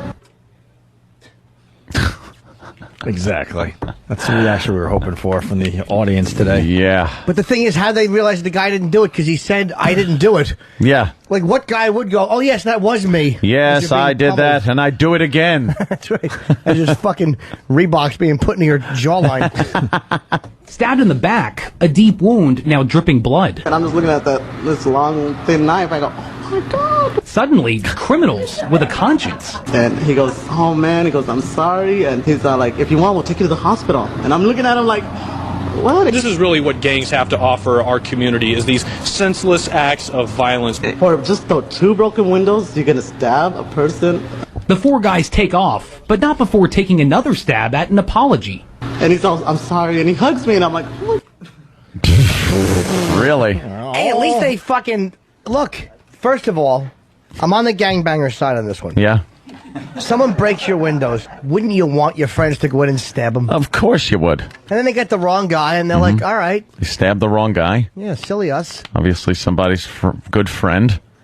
And the only reason they took him to the hospital so while they're there, they could get an AIDS test. Jesus.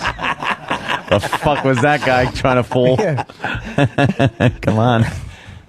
Yeah, there's some... Be realistic here, Henry. They stabbed the guy in the asshole and the knife just disappeared. His asshole, it opened up like horse lips and grabbed the knife. You're going to have to do better than that, sweetie. Sounds like the neighbor was looking for a gangbanging himself. Yeah. When I heard gangbangers were coming in. Ooh. I quickly showered and got ready. Wow. There's a blast in Istanbul. I got a call yesterday from fucking Steve. Steve Wigg. He's the guy he's Lars' assistant, and his buddy Joey, who works for Metallica, is the one that kind of got us up on stage at Bonnaroo. Look at you. And they called me from Istanbul yesterday. Now there's a bomb there. Yeah. It doesn't mean anything. I'm just hoping that they weren't near it. Yeah. Of course. Would you just tell that story over there? Is that what happened? But it wasn't a punchline story. No, of course it was wasn't. a story to galvanize people into action. It's okay, Jimmy. I understand. I just realized that, like, where my friend called me from, there was a bombing. But I don't know what I was doing. I like guns. I love being armed. Are you insane? No. You know, some girls actually enjoy having a gun put to their head while you fuck them. Shut up, shut up. He's nuts. He's just fucking nuts.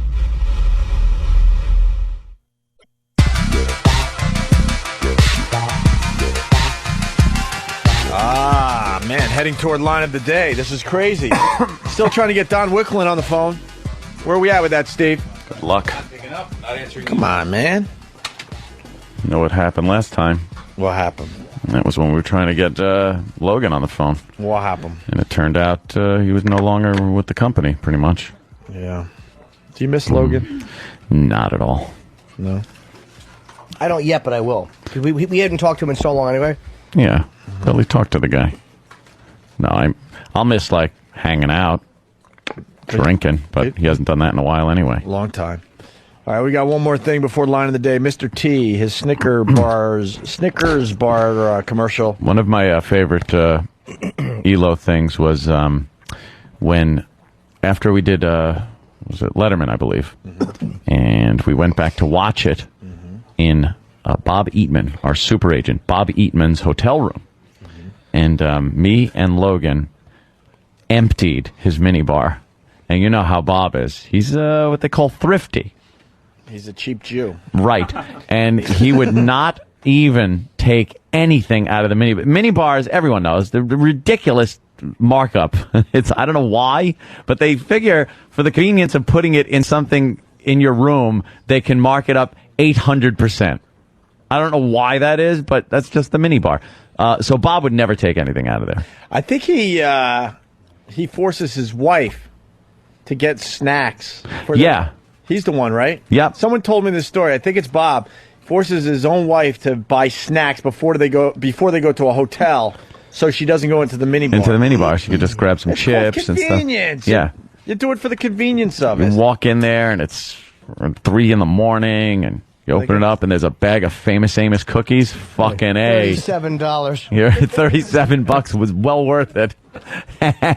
But so we went through all of Bob's booze and beer and everything. I can only imagine it was in the hundreds of dollars worth of booze that we drank out of his minibar. And he was there watching us do it, getting all nervous and shaking. But he couldn't say anything because he didn't want to appear cheap. And we were celebrating something kind of cool. And you could tell he was freaked out. Oh, yeah. And me and Logan are just like, yeah. I'm like, yeah. Elo, what do you want? Another one? Amstel. All right. We're just cracking them open. Poor Bob is there having a nervous breakdown. Well, because Bob got the best of Elo with our negotiations, so yeah. Elo got him back. Remember after Letterman, the $2,000 bottle? $2,000 bottle of wine first.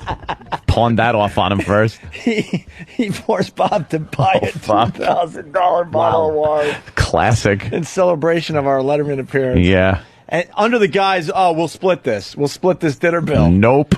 Maybe the wine wasn't $2,000. Maybe the whole bill was. I don't know. But it was I think way the up bottle there. of wine was like $2,000. Was it up there? Yeah, it was ridiculous.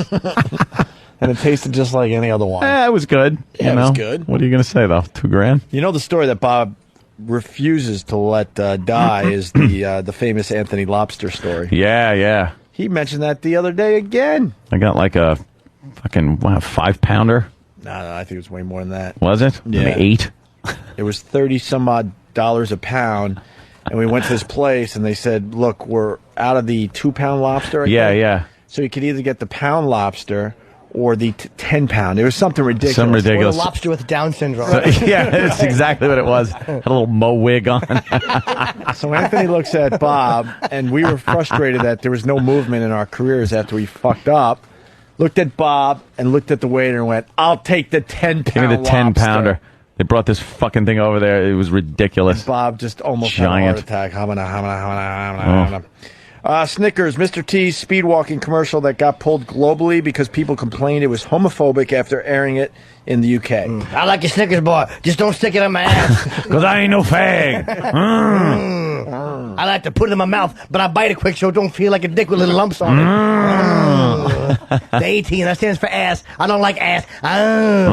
One too many. I suck on my Snickers bar, hoping it don't have a cream filling, because that'd be gay, and I don't like the gay. I like a Snickers bar with 2 Reese's Pieces on my chin.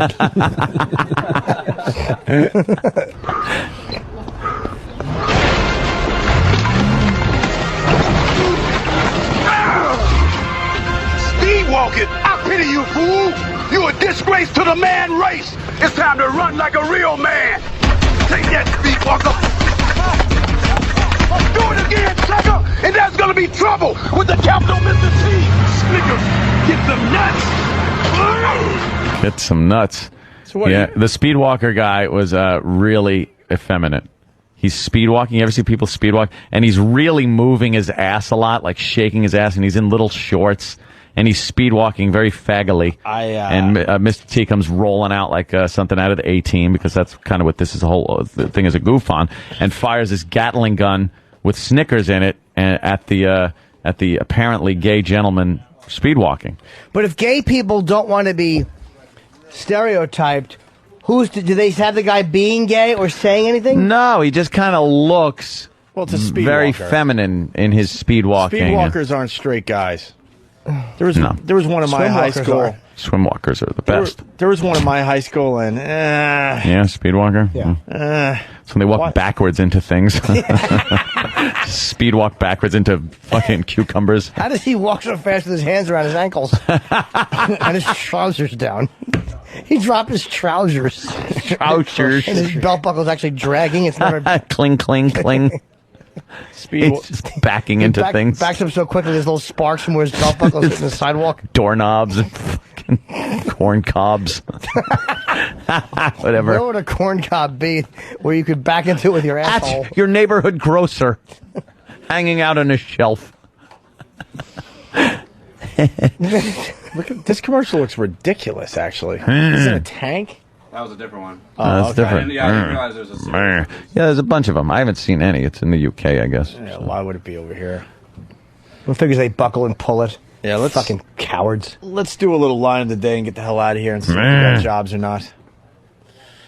Here's the Speedwalker commercial. Yeah, the internet is very slow today. Right, what's wrong with the inner tubes? Well, it's like that YouTube, that little bald circle going in.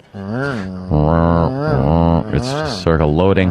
It's Buffering. Oh, here it comes. There's Mr. Of T. him proposing to her. See? Guy's gay, right?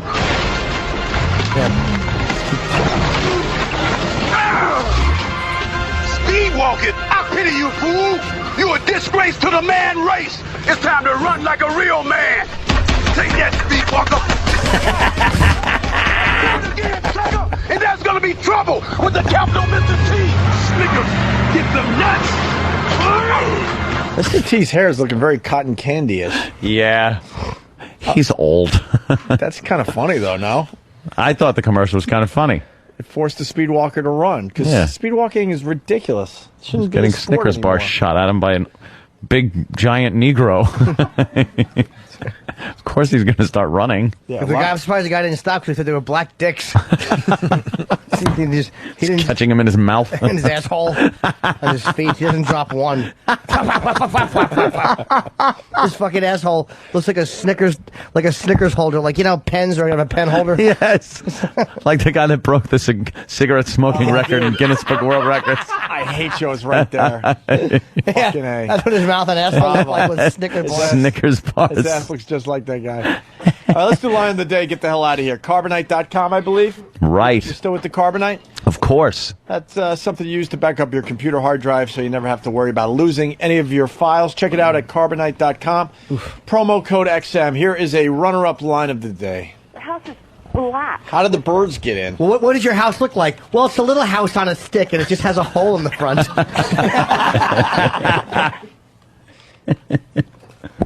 He meant a birdhouse. That's a brilliant line.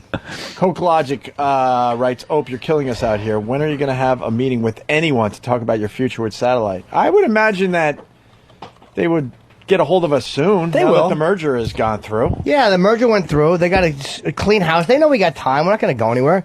They'll do the right thing. They got to do something between now and October 1st. They will. They're sharpening the machetes. We know that much. What do we know? The merger is going to be official sometime today. Yes. And then by tomorrow, I would bet they're going to start lopping a lot of heads off at XM, unfortunately. Oh, yeah. Meaning a lot of very talented guys are going to be out of work. That always sucks. Hopefully we survive and continue. We will. I have no We'll see what doubt. happens. The NAB is fucking disgusting, and they fucking douche satellite for all this time. And now the merger finally happened, and we'll be fine. We're not going anywhere. The NAB laughed at satellite radio, so it's funny that they spent all this time and money trying to prevent the merger because the NAB allowed all those satellite radio commercials on regular radio back in the day. It's amazing how fucking stupid they are. Instead of just dealing with their own antiquated way of doing things and having some competition, they've had the only show in town for so long, and they've done nothing but fucking suck the government's dick with language restrictions and fucking whore themselves to advertisers. They're disgraceful. Regular radio did it to themselves. Yeah. They were the only game in town, and they didn't worry about the future. No. A lot of guys got some big paydays. Big paydays. Certainly did. And then got out of regular radio and let it just suffer and suffocate. Here's another runner-up line of the day. Don't eat corn. We don't even have to wash our corn here. That's how great Iowa is. Iowa stinks. One match would wipe your state out. Jimmy was on fire today. But just that fire. dummy going, yeah, you just keep making jokes. Like, that's what the show's about. Fucking asshole. You fucking emasculated fucking cracker. He's so threatened by the black dick. He's so threatened by the idea that his woman will fucking take one of those giant, delicious cocks in her and fucking walk away from him. Believe me, he jerks off to cuckold porn. You think? Guaranteed. Where the husband's forced to suck it too. Oh, wow. That is more than a cuckold. Yeah, he likes the cream pie, too. I bet he likes that bull to come in the house and fuck his woman, and then she squats over his face, and good boy cleans it. Clean it, trucker boy, clean it. Does that shit go on? That's the sound he makes. Yeah, but you can always tell before you fucking watch it if you're on hotmovies.com. There's actually it's an interesting one. I believe it's eFuck. That's EFUKT.com. Oh, yes. And it's a guy had gotten a black guy to come back to a hotel and fuck his wife, but the black guy was just too excited about the whole thing, and like he comes like within 4 seconds, pretty much, like 2 or 3 times, and then when he finally does, seal the deal, the wife takes it in her mouth, and then he starts kissing her. It's the most disgusting thing I've ever seen. Wow. It's a very freaky thing. Kazowie. Ooh, it's the most disgusting thing I've ever watched twice. Can't believe I came to that. Ugh. Sarah Swirls, I love. Look her up. She's a fucking white chick. She just loves black dick. But there's no guy Danny, shit. It's just Danny's her. finding it now. Can you find some Sarah Danny's gonna Swirl? no, he's gonna find the other one. Yeah, the other one's probably much more entertaining. Sarah Swirls just likes black cock. All right, as you find that, let's do another runner-up line of the day. I don't even know what it's called. I don't know. I don't know. I'm sure they got the new logo waiting. It's going to be called the company we used to work for. Little, nervous humor. Little merger humor. little merger humor. Oh, is that it? Yeah, I found it. It's called You Suck at Fucking My Wife. You suck at fucking my wife. That's what it's called? Holy shit. Jesus. Oh, that's funny. You suck at fucking my wife. This guy's... The text reads... Proposition is a black man to fuck his wife, hoping to satisfy her desire for a huge cock. The black man gladly agrees, but later discovers that fulfilling his role isn't as easy as he'd anticipated. Wonder why. Take one. Trouble achieving erection. They really kill this guy, don't they? They just... Certainly do. Well, I mean, if the audio, I mean, obviously you see him fiddling.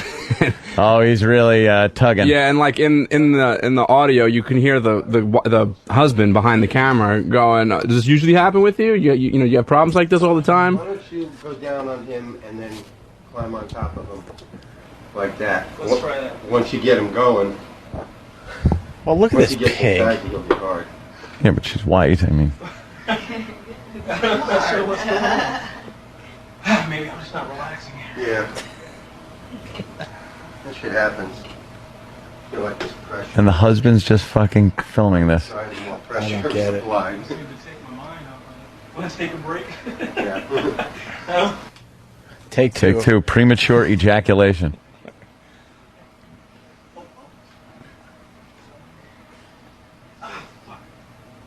Oh, shit.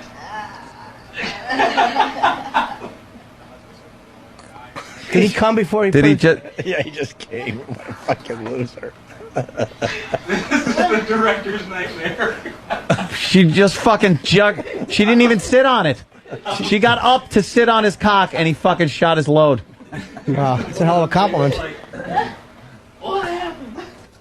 Take three. More premature ejaculation. She's sucking his dick, and he goes, "Oh, I'm coming again." And he's coming again. Jesus Christ. And the husband, husband's got a head like Ron Howard. I thought it was stunt brain. The husband's right up. Oh, he's licking the cum off her face. Jesus Christ. Ugh. Get in there. What the fuck is wrong with that guy? Now there's video of just an empty bed. Final act, the husband's turn. Oh, the husband's fucking her. And the other guy's now robbing their house. He's taking all the shit out of the minibar. They wait, they come, they finish, the cameras are gone. What the fuck is that? Is that the guy making that noise? Jesus Christ. But then after this, it's just the way they're all just casually talking about how the guy was just fucking his wife. Nice big caps that I can send you. Oh. Of yourself in action. I will appreciate that. I'm going to leave here and make an appointment with my urologist. All right, let's get to it. Oh, it's funny. Remember when you shot the load in her mouth and I lapped up your cum? Jesus. Here's another runner-up line of the day. Oh, okay, so the worst noise you've ever heard. So your door opened. I'm here, and I've got an idea. That was really good. Right to the next one. Or perhaps the lawnmower wants to have a little talk with you and brings a little paper bag with it and then pulls it out of the paper bag and shoots itself. It could happen. Why your lawnmower the little pull cord flies off the top. Dummy. That's funny. One more runner-up. Here we go. So A-Rod slept with Madonna. Before that, Charles Barkley. And before that, Dennis Rodman. She's going to wind up with athlete's cunt.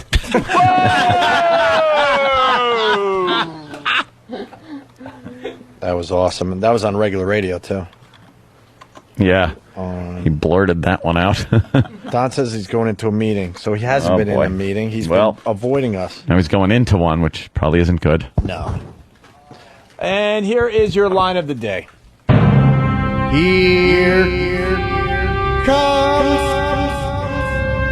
line of the day. Line of the day.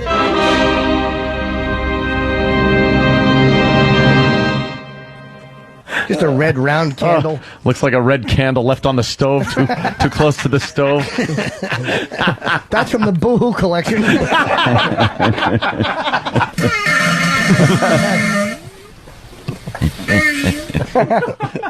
The sounds of Steve. Puddle of AIDS. Hot movies is so addictive. Jimmy's going to be bleary-eyed and have arthritis in his right hand. I've already been to hot movies many times. What's hot movies all about? Is it homemade movies? No. Hotmovies.com. You buy an account, and they charge you by the minute, but you believe me, $60 lasts a long time. There's thousands of movies broken down by category and everything, and you can watch little clips of them, and they have every major movie. It's fucking amazing how many movies they have. Danny, go to categories. Does it have some of the... Or Scattergories, my favorite game show. Scattergories. Does it have some of the fun movies from the 80s, like the comedies from the 80s, Jimmy? It's probably got all of them, because look at that. Oh, it's not just porn, really? Oh, it is all porn. Oh. But I mean, those are all porn movies broken down by category. Anal, animation, appearance, exclusive movies, fantasies, big fetish. clits. 43 movies featuring big clits. Big butts. 1,646 movies featuring big butts. Wow. You want fetish? Adult babies and fatalism, 32. Amateur, 3,825. Amputee, 2. Not a big amputee market. No, the drop off there from amateur to amputee. Yeah, because the directors for amputee movies always hit the wrong button with their stumps. I said we go with a little amputee video to end the show. You have to join the. You have to join the site. Well, of course you do. Use up one of your minutes for the show. And Long Jean Silver, she's got her own stump. Yeah. Yep. Wow. Someone's chewing their She's got a bubblegum. leg stump. Ew, it's all like gnarled at the end. I know, it looks like a turnip root. Ew. Nice root, bitch. She's been poking people in the shitter, it looks like. It's all fucking rotted. horrendous. Right. Looks like an aardvark nose. Actually, I think I've seen a piece of this on that very same website, eFucked. Oh, really? I think I showed it to you guys once before, where she's actually, I guess you'd call it legging another girl. She's just legging, yeah, we watched stump that. fucking her. Yeah. Hey, Chester's Liver writes, hey, Ope, Hot Movies used to be a sponsor of yours that you did live reads for. They were great. Well, I guess the fucking advertising didn't work too well, if I don't remember. That's a good porn site, man. All right, it we'll only check it works out, in Jimmy. Windows, though. Can we go home, Neil? I think so. Yeah, let's do that. All right. Yo, 6 o'clock every morning, you waking up yawning to the sound of your alarm clock alarming. About an hour from now, you should be at your place of employment, which is annoying cause it's so boring. Your co-workers be talking too loud for you to ignore them. It affects your occupational performance. You wonder why your workload is so enormous, because your boss just laid off 3/4 of the whole office. People get depressed, they get ulcers from the stress that the corporate environment causes. Regardless of how you ultimately want to solve this, seems to me like you got 1 of 4 choices. You can take a new job offer for more tips, stick it out a little longer, or forfeit. But my advice to anybody that wants to quit, it'll feel much better if you say it like this: take this job and shove it. I ain't working here no more. Take this job and shove it. I ain't working here no more. Take this job and shove it. I ain't working here no more. Take this job, take this job, take this job and shove it. Yo, if the boss is a SOB, tell him the SHOVE, the JOB. Put your middle finger up slowly, put it close enough to his face so he can examine it closely. Say, I ain't working here no more. Who do you think you are? Rip your apron off, throw it on the floor, run to the door, to the payphone, make a toll-free call. Tell your spouse what happened to where you are, so they can come and get you in the car later on and help you search for a new 9-to-5 job. If the unemployment line ain't that long, you can take your time filling out W-9 forms. Eventually, you get on if you try hard enough, and you get money if you keep punching your time hard enough. Maybe you hate it, maybe you love it, but if you hate it or you